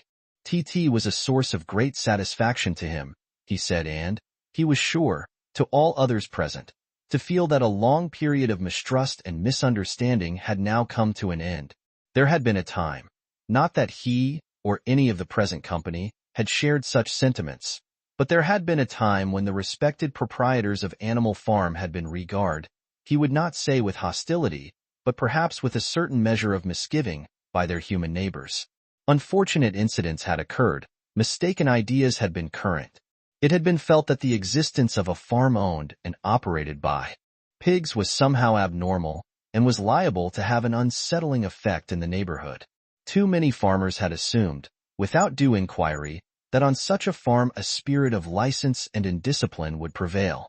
They had been nervous about the effects upon their own animals, or even upon their human employees. But all such doubts were now dispelled. Today he and his friends had visited Animal Farm and inspected every inch of it with their own eyes, and what did they find? Not only the most up-to-date methods, but a discipline and an orderliness which should be an example to all farmers everywhere. He believed that he was right in saying that the lower animals on Animal Farm did more work and received less food than any animals in the county. Indeed, he and his fellow visitors today had observed many features which they intended to introduce on their own farms immediately. He would end his remarks, he said, by emphasizing once again the friendly feelings that subsisted and ought to subsist between Animal Farm and its neighbors. Between pigs and human beings there was not, and there need not be, any clash of interest whatever. Their struggles and their difficulties were one. Was not the labor problem the same everywhere? Here it became apparent that Mr. Pilkington was about to spring some carefully prepared witticism on the company, but for a moment he was too overcome by amusement to be able to utter it. After much choking, during which his various chins turned purple, he managed to get it out. "If you have your lower animals to contend with," he said, "we have our lower classes." This bon mot set the table in a roar, and Mr. Pilkington once again congratulated the pigs on the low rations, the long working hours, and the general absence of pampering which he had observed on Animal Farm. "And now," he said finally, he would ask the company to rise on their feet and make certain that their glasses were full. "Gentlemen," concluded Mr. Pilkington, "gentlemen, I give you a toast to the prosperity of Animal Farm." There was enthusiastic cheering and stamping of feet. Napoleon was so gratified that he left his place and came round the table to clink his mug against Mr. Pilkington's before emptying it. When the cheering had died down, Napoleon, who had remained on his feet, intimated that he too had a few words to say. Like all of Napoleon's speeches, it was short and to the point. He too, he said, was happy that the period of misunderstanding was at an end. For a long time there had been rumors circulated, he had reason to think, by some malignant enemy, that there was something subversive and even revolutionary in the outlook of himself and his colleagues. They had been credited with attempting to stir up rebellion among the animals on neighboring farms. Nothing could be further from the truth.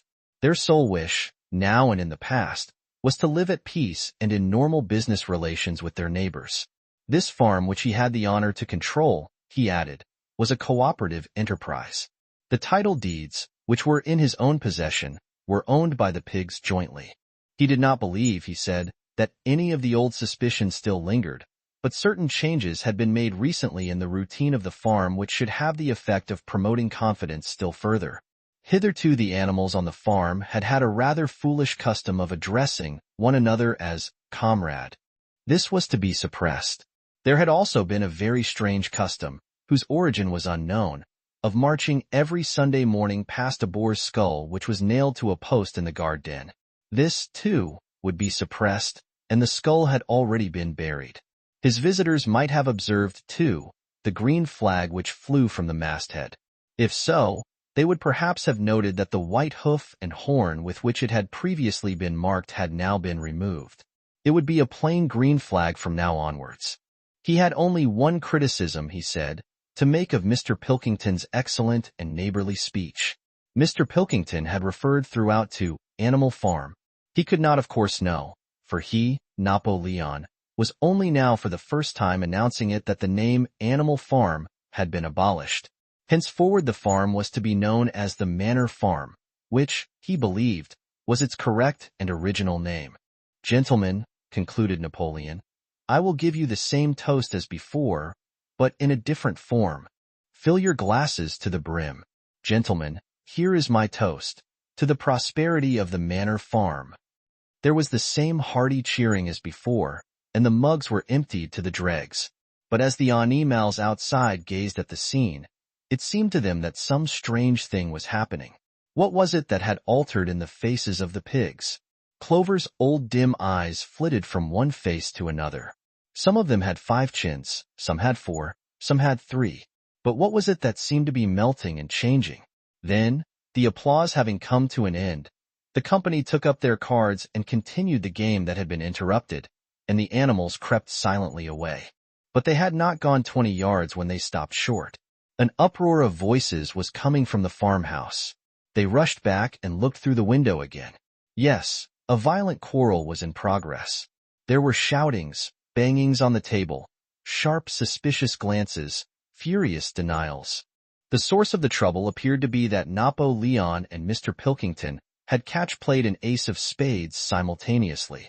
12 voices were shouting in anger, and they were all alike. No question, now, what had happened to the faces of the pigs. The creatures outside looked from pig to man, and from man to pig, and from pig to man again. But already it was impossible to say which was which. November 1943, February 1944.